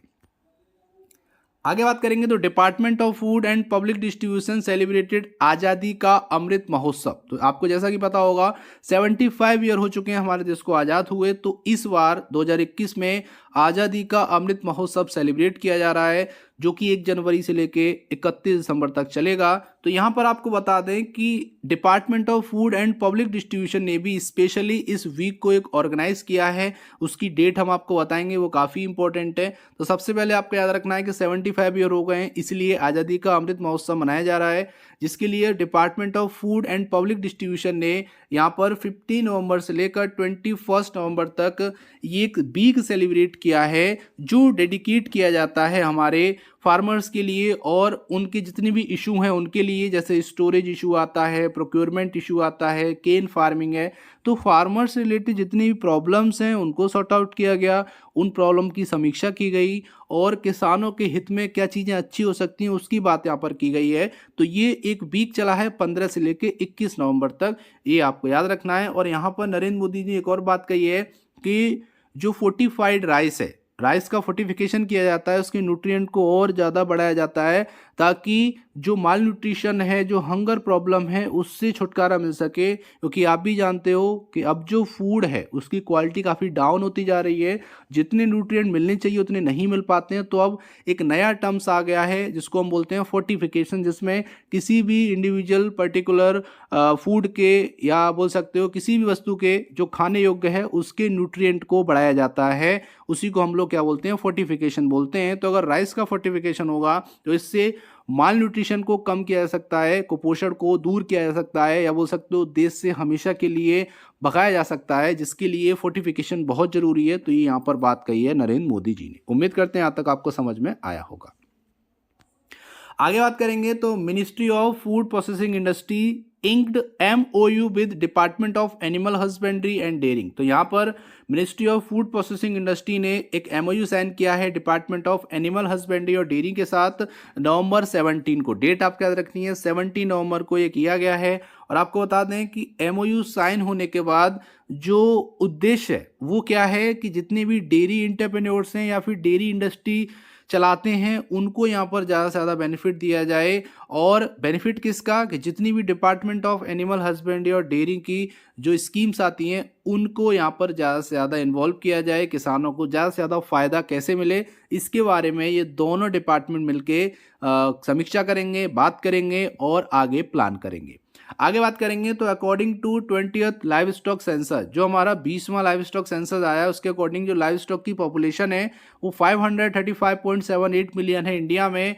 और अगर हम इसको कंपेयर करें 2012 वाले सेंसस से, जहाँ पर लाइव स्टॉक का जो बोल सकते हो जो पॉपुलेशन थी वो इस बार के कंपेयर में कम थी। मतलब इस बार जो प्रोडक्शन हुआ है, जो पॉपुलेशन हमारी बढ़ी है वो हमारी बढ़ी है 4.6% से। तो यहाँ पर जो लाइव स्टॉक की जो पॉपुलेशन है वो इंक्रीज हुई है लगभग 4.6% से। तो हम ये बोल सकते हैं कि यहाँ पर काफ़ी ज़्यादा ग्रोथ देखी जा रही है। इसके लिए टाइम टू टाइम जो फार्मर्स हैं, जो बोल सकते हो पशुपालन करते हैं, उनको गाइडेंस की ज़रूरत है। और जो स्कीम आ रही हैं उसके लिए बोल सकते हो उनको अवेयर करने की ज़रूरत है, ताकि वो उन स्कीम का फ़ायदा उठा सकें और दूध का प्रोडक्शन बढ़ा सकें।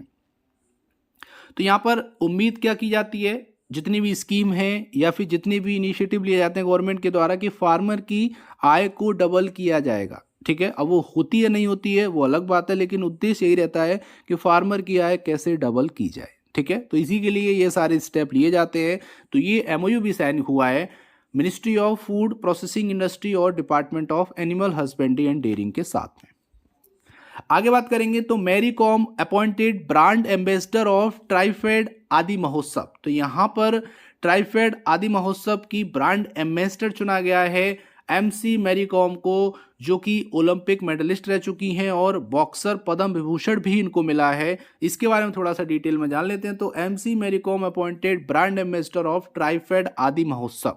तो जो यूनियन ट्रैवल अफेयर्स के मिनिस्टर हैं मिस्टर अर्जुन मुंडा जी, इन्होंने यहाँ पर इनॉग्रेट किया था ट्राइफेड आदि महोत्सव दिल्ली हाट न्यू दिल्ली में, जहां पर सुखराम मुंडा भी प्रेजेंट थे, जो कि ग्रैंडसन है भगवान बिरसा मुंडा के। तो यहाँ पर इस ओकेजन पे जो ओलंपिक मेडलिस्ट हैं हमारी और जो बॉक्सर हैं पद्म विभूषण से भी इनको नवाजा गया है। एमसी मैरी कॉम जी, इनको यहाँ पर डिक्लेयर किया गया है as a brand ambassador of TRIFED Aadi Mahotsav. ठीक है, ये भी आपको याद रखना है। और आपको बता दें कि यहाँ पर नेशनल ट्रैवल फेस्टिवल जो है, और ये जो आपका जॉइंट इनिशिएटिव है मिनिस्ट्री ऑफ ट्राइबल अफेयर्स का और ट्राइफेड का। तो कहने का मतलब है कि ये इनिशिएटिव लिया गया है मिनिस्ट्री ऑफ ट्राइबल अफेयर्स और ट्राइफेड के साथ। तो इन दोनों की तरफ से यहाँ पर ये इनिशिएटिव लिया गया और बोल सकते हो कि एमसी मैरी कॉम को ब्रांड एम्बेसडर चुना गया है इस मौके पर। उम्मीद करते हैं यहाँ तक आपको समझ में आया होगा। अब बात करेंगे तो कंटिन्यूएशन ऑफ पीएमजीएसवाई, मतलब क्या है यहाँ पे, प्रधानमंत्री ग्राम सड़क योजना first and second and RCPLWEA। इसका मतलब क्या है यहाँ पर, road connectivity project for left wing extremism affected areas. ठीक है, इन दोनों को कंटिन्यू किया गया है आगे के लिए, क्योंकि कुछ काम अभी यहाँ पर बाकी रह गया था, तो उसको पूरा करने के लिए यहाँ पर इसको और बढ़ाया गया है। इसके बारे में थोड़ा सा जान लेते हैं। तो जो हमारा CCEA है, cabinet committee on economic affairs, उन्होंने यहाँ पर अप्रूवल दिया है कि प्रधानमंत्री ग्राम सड़क योजना फर्स्ट और सेकंड को यहाँ पर बढ़ाया गया 2022 सितंबर तक, ताकि जितना भी जो काम था वो कंप्लीट कर दिया गया। ठीक है, अब यहाँ पर एक और बात आती है कि जो आपका RCPLWA है, ठीक है, LWEA है, इसको मार्च 2023 तक के लिए बढ़ाया गया है, ताकि जितना भी रिमेनिंग वर्क है उसको कंप्लीट किया जा सके और जो रोड कनेक्टिविटी है वो अच्छी तरह से पूरी जगह पर चली जाए, पहुंच जाए। यहाँ पर आपको बता दें कि जो आपका RCPLWEA है ये लॉन्च हुआ था 2016 में, और ये बोल सकते हो कि इसकी मदद से 5412 किलोमीटर की रोड जो है बन चुकी है, जिसमें 126 ब्रिज भी शामिल हैं, जो कि लगभग 9 स्टेट के 44 डिस्ट्रिक्ट में इन्होंने अपना जो रोड का कंस्ट्रक्शन किया है। इसका जो इम्प्लीमेंटेशन पीरियड था वो 2016-17 से 19-20 था, अब इसको 2023 मार्च तक के लिए बढ़ा दिया गया है। तो यहाँ पर कंटिन्यूएशन मिला है इन दोनों को, तो ये कहीं ना कहीं प्लस पॉइंट है कि अब जो ग्रामीण विकास हो रहा था वो और तेजी से हो पाएगा। अब बात करेंगे कुछ बैंकिंग स्पेशल करंट अफेयर जो काफ़ी इंपॉर्टेंट है आपके नाबार्ड और अदर एग्जाम और एफओ को पॉइंट ऑफ व्यू से। तो यहाँ पर बात करेंगे तो HDFC बैंक लॉन्च्ड मुंह बंद रखो कैंपेन। तो यहाँ पर एचडीएफसी बैंक ने एक कैंपेन चलाया है मुंह बंद रखो, जो कि कोविड-19 जब आया था उस टाइम ही चलाया गया था। तो ये दूसरा संस्करण इस बार लाया गया है, जिसको बोला गया है मुंह बंद रखो संस्करण 2 या पार्ट 2 हम बोल सकते हैं इसको। तो यहाँ पर अगर हम बात करेंगे तो इसके जरिए अब ग्राहकों को समय रहते अलर्ट किया जाएगा साइबर फ्रॉड के बारे में। मतलब वो फ्रॉड में ना आए, उनका नुकसान ना हो, उसके लिए पहले ही अलर्ट भेजा जाएगा उन लोगों को, उन कस्टमर्स को जिनका फ्रॉड हो जाता है, कई बार पैसे की हानि हो जाती है, पैसा डिडक्ट हो जाता है। यहाँ पर बात करेंगे तो यहाँ पर अवेयरनेस फैलाने के लिए कि साइबर फ्रॉड बहुत ज़्यादा हो रहे हैं, उनसे बच के रहिए, इसी के लिए यहाँ पर एक कैंपेन चलाया गया है मुंह बंद रखो, जिसको लॉन्च किया है एचडीएफसी बैंक ने। साइबराबाद कहाँ पर है? तो ये आपका हैदराबाद में लोकेटेड है, ये भी आपको याद रखना है, तेलंगाना में। तो यहाँ पर होगा क्या, अभी एक international fraud awareness week 2020 celebrate किया गया था। तो यहाँ पर मुंह बंद रखो प्रोग्राम चलाया गया था। तो यहाँ पर आपको एक और चीज़ याद रखनी है कि इसका जो उद्देश्य है वो क्या है कि क्रिएटिंग अवेयरनेस, ज़्यादा से ज़्यादा अवेयर करना, जो लेटेस्ट फ्रॉड हैं, जो नई नई टेक्निक आ गई हैं साइबर फ्रॉड की, किस तरीके से लोग फ्रॉड करते हैं और पैसा यहाँ पर निकाल लेते हैं बैंक खाते से, तो उसके लिए अवेयरनेस की काफ़ी ज़्यादा ज़रूरत है। इसी के लिए कैंपेन चलाया गया है। और आपको बता दें इस कैंपेन को इनिशिएट किया गया था कोविड-19 से लड़ाई के लिए, ठीक है, कि कैसे फाइट की जाए कोविड-19 से उस टाइम। और ये अब आ चुका है सेकंड वर्जन, जो कि अब साइबर फ्रॉड के लिए है, जो कि एचडीएफसी बैंक ने यहाँ पर लॉन्च किया। और आपको बता दें ऑफिशियली ये बोला है एचडीएफसी बैंक ने कि वो आने वाले समय में, आने वाले 4 मंथ में 1000 वर्कशॉप लगाएगी अक्रॉस द कंट्री और ज़्यादा से ज़्यादा अवेयरनेस फैलाएगी रिगार्डिंग साइबर फ्रॉड और उन फ्रॉड से कैसे बच सकते हैं, कैसे हमको ATM card, phone number, digital banking use करना है, क्या क्या हमको बचाव करने, सारी चीज़ें यहाँ पर एचडीएफसी बैंक जो है वो वर्कशॉप में बताएगी। उम्मीद करते हैं यहाँ तक आपको समझ में आया होगा। आगे बात करेंगे तो RBI launches first global hackathon RBI Inger. तो इसको हम लोग क्या बोल सकते हैं, ये देखो मतलब है हैकाथॉन, यहाँ पर आरबीआई का मतलब यहाँ पर रिजर्व बैंक ऑफ इंडिया, और यहाँ पर एनजीईआर और है। तो ये हम बोल सकते हैं कि हर बिंगर इसको हम बोल सकते हैं शॉर्ट में, लेकिन इसको ब्रेक करके ही आप समझ सकते हो। तो थोड़ा सा यहाँ पर डिटेल जान लेते हैं कि आरबीआई ने यहाँ पर लॉन्च किया है पहला ग्लोबल हैकाथॉन, जिसको हार बिंगर बोल सकते हो, जिसके विनर को 40 लाख मिलेगा और जो रनर अप होगा उसको 20 लाख रुपये यहाँ पे दिए जाएंगे। ये भी आपको याद रखना है। तो यहाँ पर बात करेंगे तो the reserve bank of India, the country banking regulator, has announced it's first global hackathon harbinger 21 to find solution to problems with India's growing digital payment solution या सिस्टम। तो डिजिटल पेमेंट सिस्टम में जितनी भी problems आती हैं उसको दूर करने के लिए, उनके सॉल्यूशन के लिए ही ये जो हैकाथॉन है ये यहाँ पर ऑर्गेनाइज किया गया है आरबीआई के द्वारा, रिजर्व बैंक ऑफ इंडिया के द्वारा। इसकी अगर हम थोड़ा सा और बात करें तो ये आपको बता दें कि डिजिटल पेमेंट को अधिक से अधिक सुरक्षित और सुविधाजनक बनाने के उद्देश्य से ही इस आरबीआई ने पहली बार ये आयोजित किया है आपका हैकाथॉन। यहाँ पर बात करेंगे तो इसकी जो टैगलाइन है आपको याद रखनी है, क्वेश्चन आ सकता है। टैगलाइन इसकी है इनोवेशन फॉर ट्रांसफॉर्मेशन, और इसका जो थीम है वो है स्मार्टर डिजिटल पेमेंट। तो डिजिटल पेमेंट को स्मार्ट तरीके से, सुविधाजनक तरीके से कैसे पूरा किया जाए, उसी के लिए ये जो हैकाथॉन है ये आरबीआई द्वारा लॉन्च की गई है। तो यहाँ पर मेन मुद्दा क्या है कि पेमेंट को सिस्टमेटिक तरीके से और इजी तरीके से कैसे कंप्लीट किया जाए, उसी उद्देश्य को पूरा करने के लिए यहाँ पर ये हैकाथॉन है वो लॉन्च किया गया है, जिसमें विनर को 40 लाख मिलेंगे और जो रनर अप होगा उसको 20 लाख रुपये यहाँ पे दिए जाएंगे। उम्मीद करते हैं यहाँ तक आपको समझ में आया होगा, जो कि हमारे जितने भी करंट अफेयर थे हमारे 3rd वीक ऑफ नवंबर के, ठीक है, 14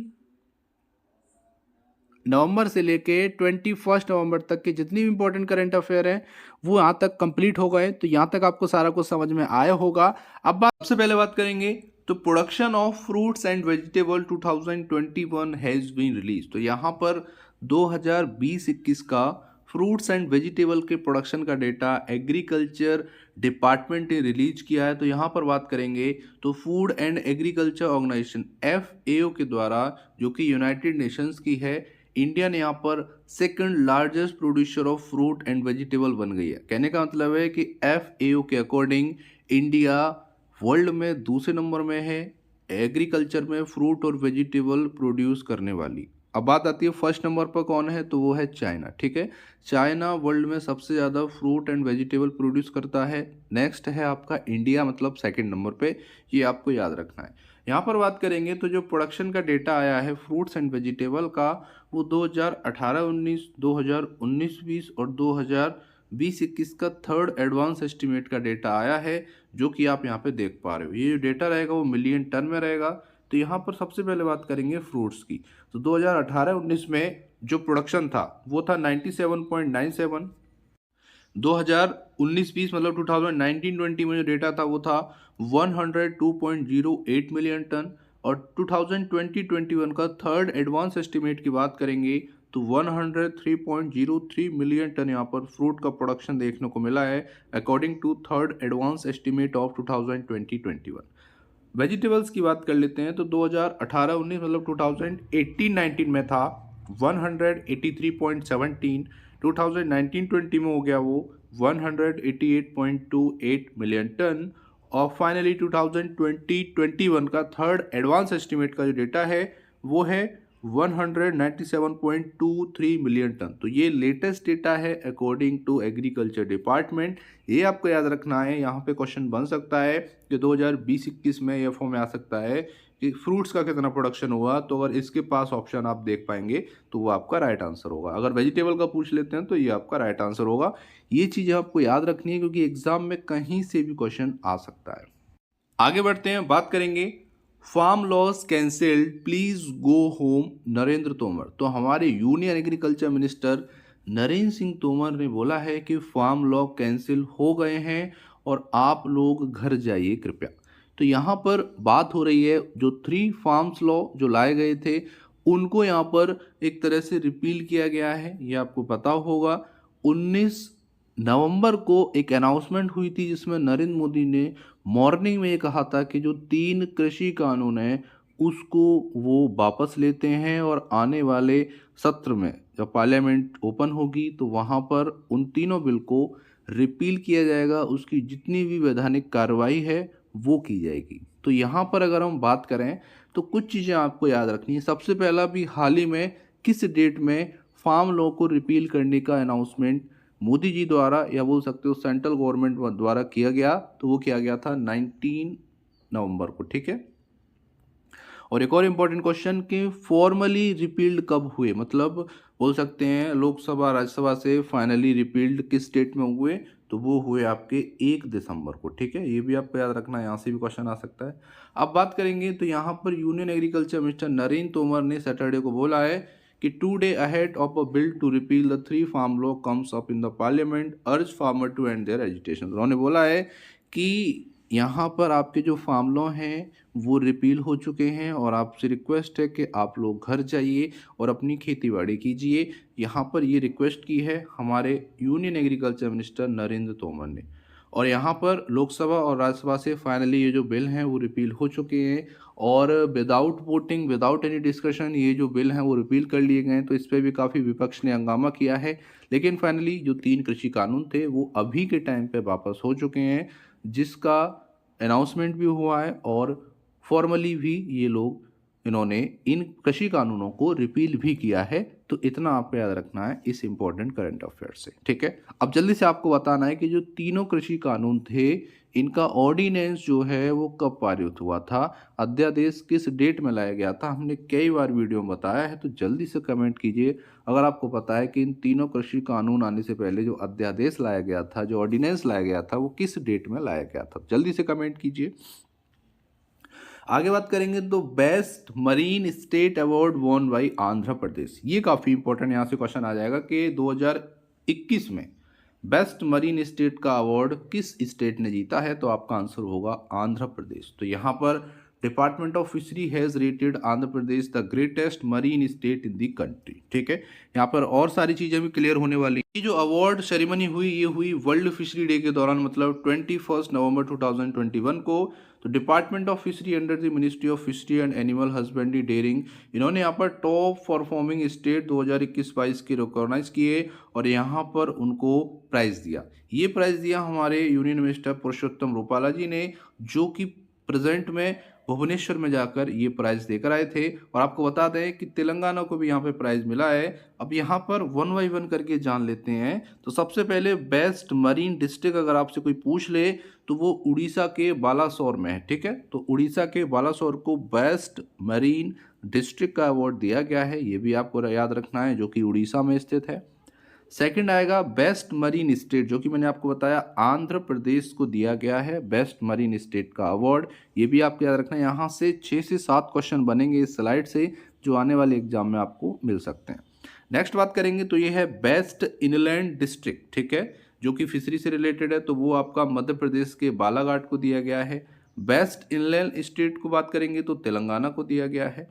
बेस्ट हिली एंड नॉर्थ ईस्टर्न डिस्ट्रिक्ट, जो कि आपका असम के बोंगई गांव को दिया गया है, ठीक है, बोंगई गांव को दिया गया है, जो कि असम में पड़ता है, ये भी आपको याद रखना है। और बेस्ट हिली एंड नॉर्थ ईस्टर्न स्टेट तो त्रिपुरा को दिया गया है। तो ये आपको 6 इंपॉर्टेंट अवार्ड याद रखने हैं, किसको दिए गए हैं ये भी आपको याद रखने हैं, ठीक है। यहाँ से काफ़ी इंपॉर्टेंट क्वेश्चन बन सकते हैं, इसीलिए ये डिस्कस करना काफ़ी ज़रूरी था। फ्रेंड्स, अगर आपकी वीडियो पसंद आ रही है, हेल्पफुल लग रही है, तो वीडियो को अभी लाइक करो और ज़्यादा से ज़्यादा इस वीडियो को शेयर करो। आज की वीडियो का टारगेट है केवल और केवल 200 लाइक्स का। अगर आपकी वीडियो पसंद आती है तो वीडियो को लाइक जरूर करना, ताकि ऐसे ही इंपॉर्टेंट एग्रीकल्चर के अपडेट आपको टाइम से मिलते रहें।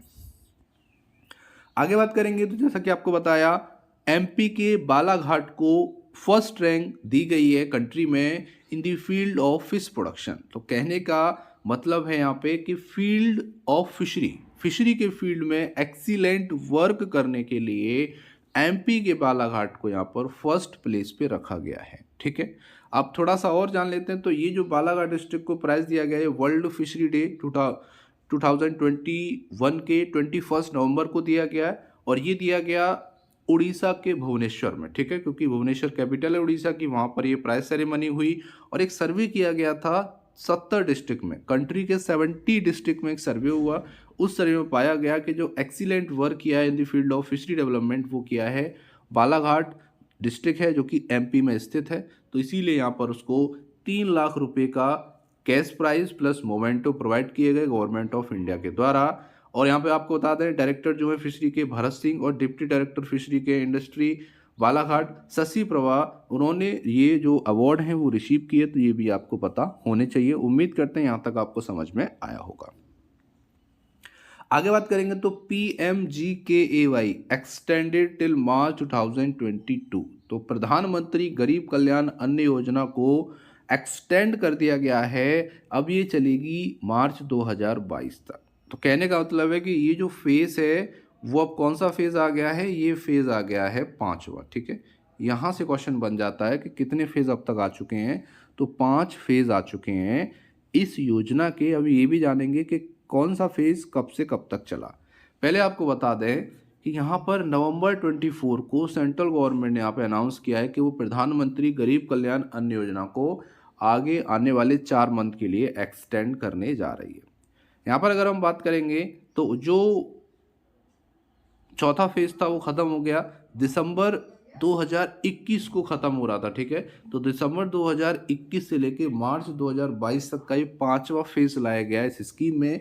ये भी आपको याद रखना है, क्योंकि आपको पता होगा अभी ये बोला गया था कि जुलाई से लेके नवंबर तक जो है उनको अनाज दिया जाएगा फ्री में। नवंबर के बाद अब दिसंबर से मार्च तक का जो एक और फेज़ लाया गया है 4 महीने का, वहाँ पर भी सेंट्रल गवर्नमेंट इनको फ्री में अनाज देने वाली है। अभी डिटेल और जान लेंगे। तो आपको पता होगा ये जो स्कीम है वो लॉन्च की गई थी 2020 में, जब कोविड-19 पेंडेमिक आया, लोगों के लिए खाने पीने की प्रॉब्लम होने लगी। तो गवर्नमेंट ऑफ इंडिया ने यहाँ पे एक स्कीम चलाई PMGKAY, जिसमें 5 किलो जो ग्रेन है वो एक पर्सन को पर मंथ के हिसाब से दिया जाता था, जो कि फ्री ऑफ कॉस्ट है, ठीक है। तो यहाँ पर बात करेंगे तो पहला फेज़ आपका चला था, वो चला था अप्रैल 2020 से लेकर जून 2020 तक। दूसरा फेज़ चला था जुलाई 2020 से लेकर नवंबर 2020 तक। तीसरा फेज़ मई 2021 से जून 2021 तक। चौथा फेज़ चला था जुलाई से नवंबर 2021 तक। और 5वां फेज़ जो चला है वो चला है आपका जो कि यहाँ पे लिखा हुआ है दिसंबर 2021 से मार्च 2022। तो ये सारे फेज हैं जो कि आपको याद रखने हैं, एग्जाम में पूछे जा सकते हैं, इसलिए आपको हर फेज का मंथ पता होना चाहिए, ये स्कीम कब लॉन्च हुई ये भी पता होना चाहिए, इस स्कीम में दिया क्या जाता है ये भी पता होना चाहिए, जो कि सारी चीज़ें हमने यहाँ पे डिस्कस कर ली है। आगे बात करेंगे तो 10,000 crore allotted for MNREGA scheme. तो मनरेगा स्कीम के लिए 10,000 करोड़ रुपए अलॉट किए गए हैं सेंट्रल गवर्नमेंट के द्वारा, जो कि काफ़ी इंपॉर्टेंट रहने वाला है आने वाले पॉइंट ऑफ व्यू से, क्योंकि आपको ही पता है आगे चुनाव भी लगा हुआ है, ठीक है, और यहाँ पर गवर्नमेंट कोशिश कर रही है कि कैसे भी करके जो मजदूर हैं उनको बनाया जाए। तो यहाँ पर कहने का मतलब है कि अब 2021-22 फाइनेंशियल ईयर की बात करेंगे तो 240 करोड़ परसेंट डे से भी ज़्यादा उन्होंने यहाँ पर जनरेट किया है काम लोगों के लिए। और यहाँ पर आपको बता दें कि लगभग 68,568 करोड़ रुपए रिलीज किए गए हैं इस स्कीम को स्टेट और यूनियन टेरिटरी में अच्छे से इम्प्लीमेंट कराने के लिए। मनरेगा क्या है? एक लेबर लॉ और सोशल सिक्योरिटी मेजर है जो गारंटीड वर्क देता है लोगों को, राइट टू वर्क का एक बोलते हैं, उनको आज़ादी देता है कि उनको काम करने का अधिकार है और वो काम करने के बदले एक उचित पैसा लेने के भी हकदार हैं। ये जो सारी चीज़ें हैं वो मनरेगा स्कीम के तहत आती है, जो कि आपको पता होना चाहिए। इसका नाम रखा गया है Mahatma Gandhi national rural employment guaranteed scheme, ठीक है। आगे बात करेंगे तो Gopal Ratna award on national milk day 2021। तो यहाँ पर 2021 नेशनल मिल्क डे के दौरान गोपाल रत्न अवार्ड दिया गया है, जो कि आपको याद रखना है, काफ़ी इंपॉर्टेंट है। तो सबसे पहले आपको पता रखना है कि department of animal husbandry dairying ने, जो कि गवर्नमेंट ऑफ इंडिया के डिपार्टमेंट है, उसने ये मेगा इवेंट ऑर्गेनाइज किया in the birth centenary of doctor Verghese Kurien, जिनको मिल्क मैन के नाम से जाना जाता है, जो कि भारत के मिल्क मैन है, और ये सेलिब्रेट किया गया था 26 नवंबर 2021 को नेशनल मिल्क डे के दौरान, जिसमें जो फर्स्ट रैंक होल्डर है उसको 5 लाख रुपए की राशि दी जाती है, सेकंड रैंक होल्डर को 3 लाख रुपए की राशि दी जाती है और थर्ड रैंक होल्डर को 2 लाख रुपीज़ की यहाँ पर राशि दी जाती है। अब बात करेंगे यहाँ पर कि जो गोपाल रत्न अवार्ड है वो किस किस को दिया गया है। तो सबसे पहले बात करें कैटेगरी की, तो best dairy farmer rearing indigenous cattle और बफेलो ब्रीड के लिए जो गोपाल रत्न अवार्ड है इसमें पहली रैंक मिली है श्री सुरेंद्र अवाना, जो कि जयपुर राजस्थान के हैं। सेकंड रैंक यहाँ पर दी गई है, अगर हम बात कर लेते हैं यहाँ पे, तो ये आपका है रेशमी दाथानल, ठीक है, ये इनको दिया गया जो कि केरला के हैं। और थर्ड पे बात करेंगे तो श्रीमती राजपूतन, जो कि गुजरात की हैं, और थर्ड पर ही हैं श्रीमती माधुरी, जो कि छत्तीसगढ़ की है। तो इनको फर्स्ट, सेकंड और थर्ड रैंक पे रखा गया है गोपाल रत्न अवार्ड की कैटेगरी में। एक और कैटेगरी है जो कि है बेस्ट आर्टिफिशियल इंसेमिनेशन टेक्नीशियन, जिसको AIT बोलते हैं। इसके तहत यहाँ पर बात करेंगे तो श्री रामा राव, जो कि आंध्र प्रदेश की हैं, फर्स्ट रैंक से नवाजा गया। सेकंड पे यहाँ पर दुलारू राम, जो कि छत्तीसगढ़ के हैं, उनको दिया गया। और थर्ड रैंक यहाँ पर मिली राजेश बगरा को, जो कि राजस्थान के हैं।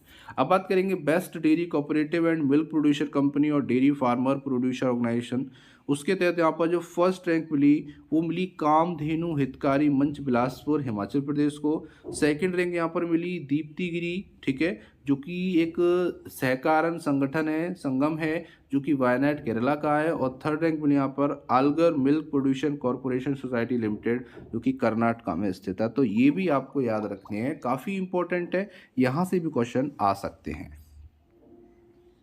आगे बात करेंगे तो अश्विनी कुमार चौबे इनोग्रेट FCI लेबोरेटरी। तो FCI की लेबोरेटरी का इनोग्रेशन किया है हमारे अश्विनी कुमार चौबे जी ने। यहाँ पर डिटेल में जानेंगे तो अश्विनी कुमार चौबे जी ने यहाँ पर बोल सकते हो गुड़गांव में एक FCI की लेबोरेटरी का इनोग्रेशन किया है। The FCI under the department of food and public distribution develop it's first state of art quality control laboratory. ये पहली ऐसी लेबोरेटरी है जो कि फुली क्वालिटी कंट्रोल लेबोरेटरी है, जहां पर फूड ग्रेन के सैंपल को टेस्ट किया जाएगा।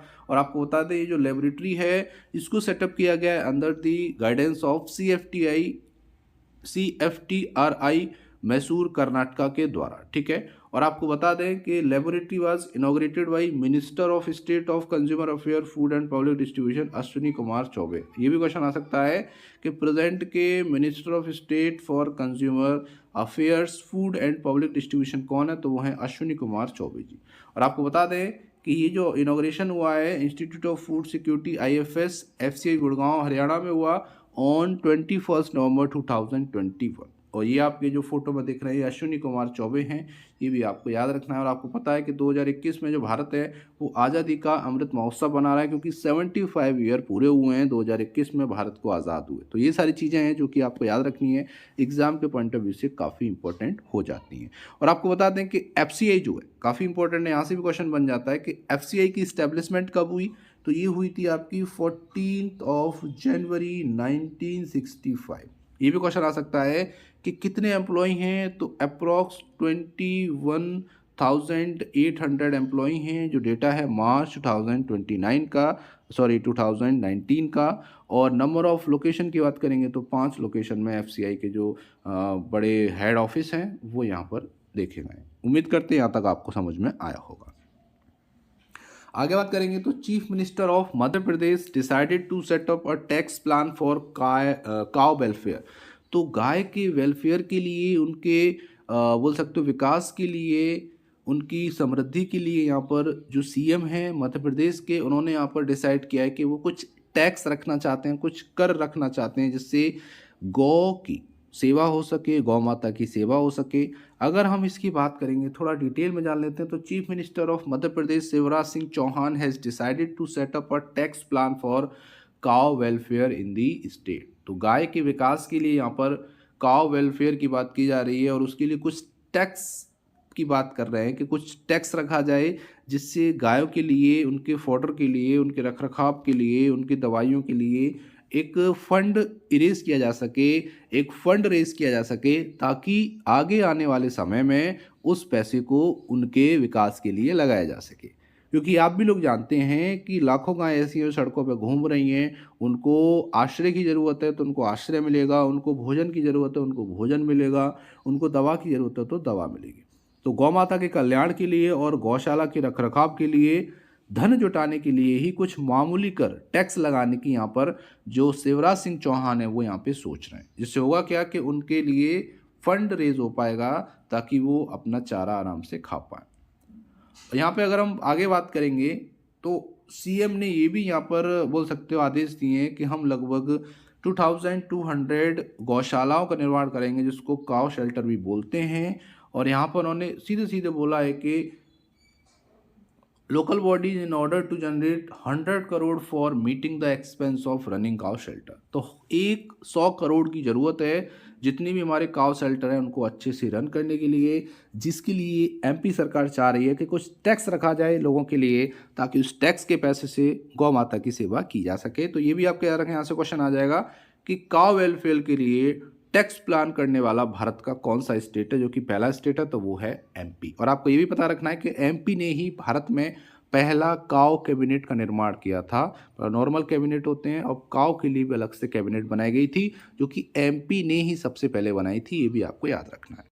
अब बात करेंगे फार्मर सुसाइड डेटा की। तो number of farmer suicides fell to 5,579 in 2020। Narendra Singh Tomar ने यहाँ पर बोला है कि जो फार्मर सुसाइड कमिट करते हैं वो इस बार ड्रॉप हुए हैं 2020 में। अगर हम 2019 के डेटा से कंपेयर करेंगे तो 2020 में जो डेटा है वो है 5,579, जो कि 2019 की बात करेंगे तो ये था 5,979 डेटा, जो कि एग्रीकल्चर मिनिस्टर नरेंद्र सिंह तोमर ने इन्फॉर्म किया है पार्लियामेंट में ट्यूसडे को। और ये जो रिपोर्ट है वो है NCRB रिपोर्ट, ठीक है।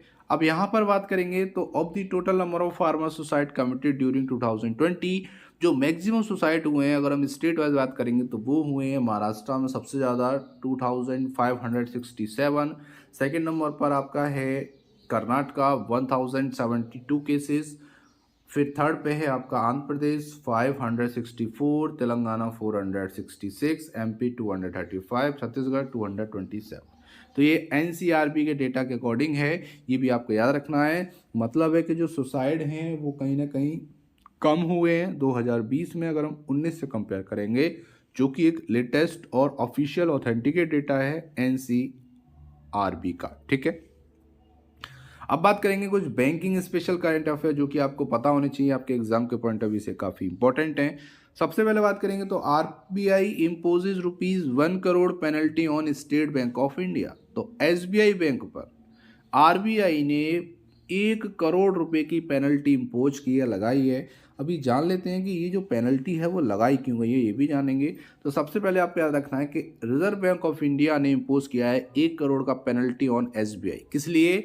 कि इन्होंने क्या किया है, जो नॉर्म्स हैं, जो रूल हैं, उनको वायलेट किया है, उनका उल्लंघन किया है, जिसके फलस्वरूप यहाँ पे 1 करोड़ रुपए की पेनल्टी आरबीआई ने एसबीआई बैंक पर डाली है। यहाँ पर अगर हम बात करेंगे तो रिजर्व बैंक ऑफ इंडिया ने यहाँ पर मॉनेटरी पेनल्टी लगाई है 1 करोड़ रुपए की एसबीआई बैंक पे for violating subsection section 19 of the banking regulation act 1949। तो बैंकिंग रेगुलेशन एक्ट 1949 के सेक्शन 19 के अकॉर्डिंग यहाँ ये पाया जाता है कि उन्होंने वायलेट किए हैं नॉर्म्स, कुछ नॉर्म्स बनाए गए थे आरबीआई के द्वारा, उनको इसीलिए 1 करोड़ की पेनल्टी यहाँ पर एसबीआई बैंक द्वारा लगाई गई है। यहाँ पर मुद्दा क्या है कि SBI held share in the borrower company of an amount exceeding 30% of the paid up share capital of दोस्त कंपनी। कहने का मतलब है कि जिसमें ये पाया गया है कि बैंक ने उधारकर्ता कंपनियों में गिरवी के रूप में 30% से अधिक की राशि के शेयर रखे थे, और यही कारण है कि यहाँ पर ये पेनल्टी है वो एसबीआई बैंक पर लगाई गई है।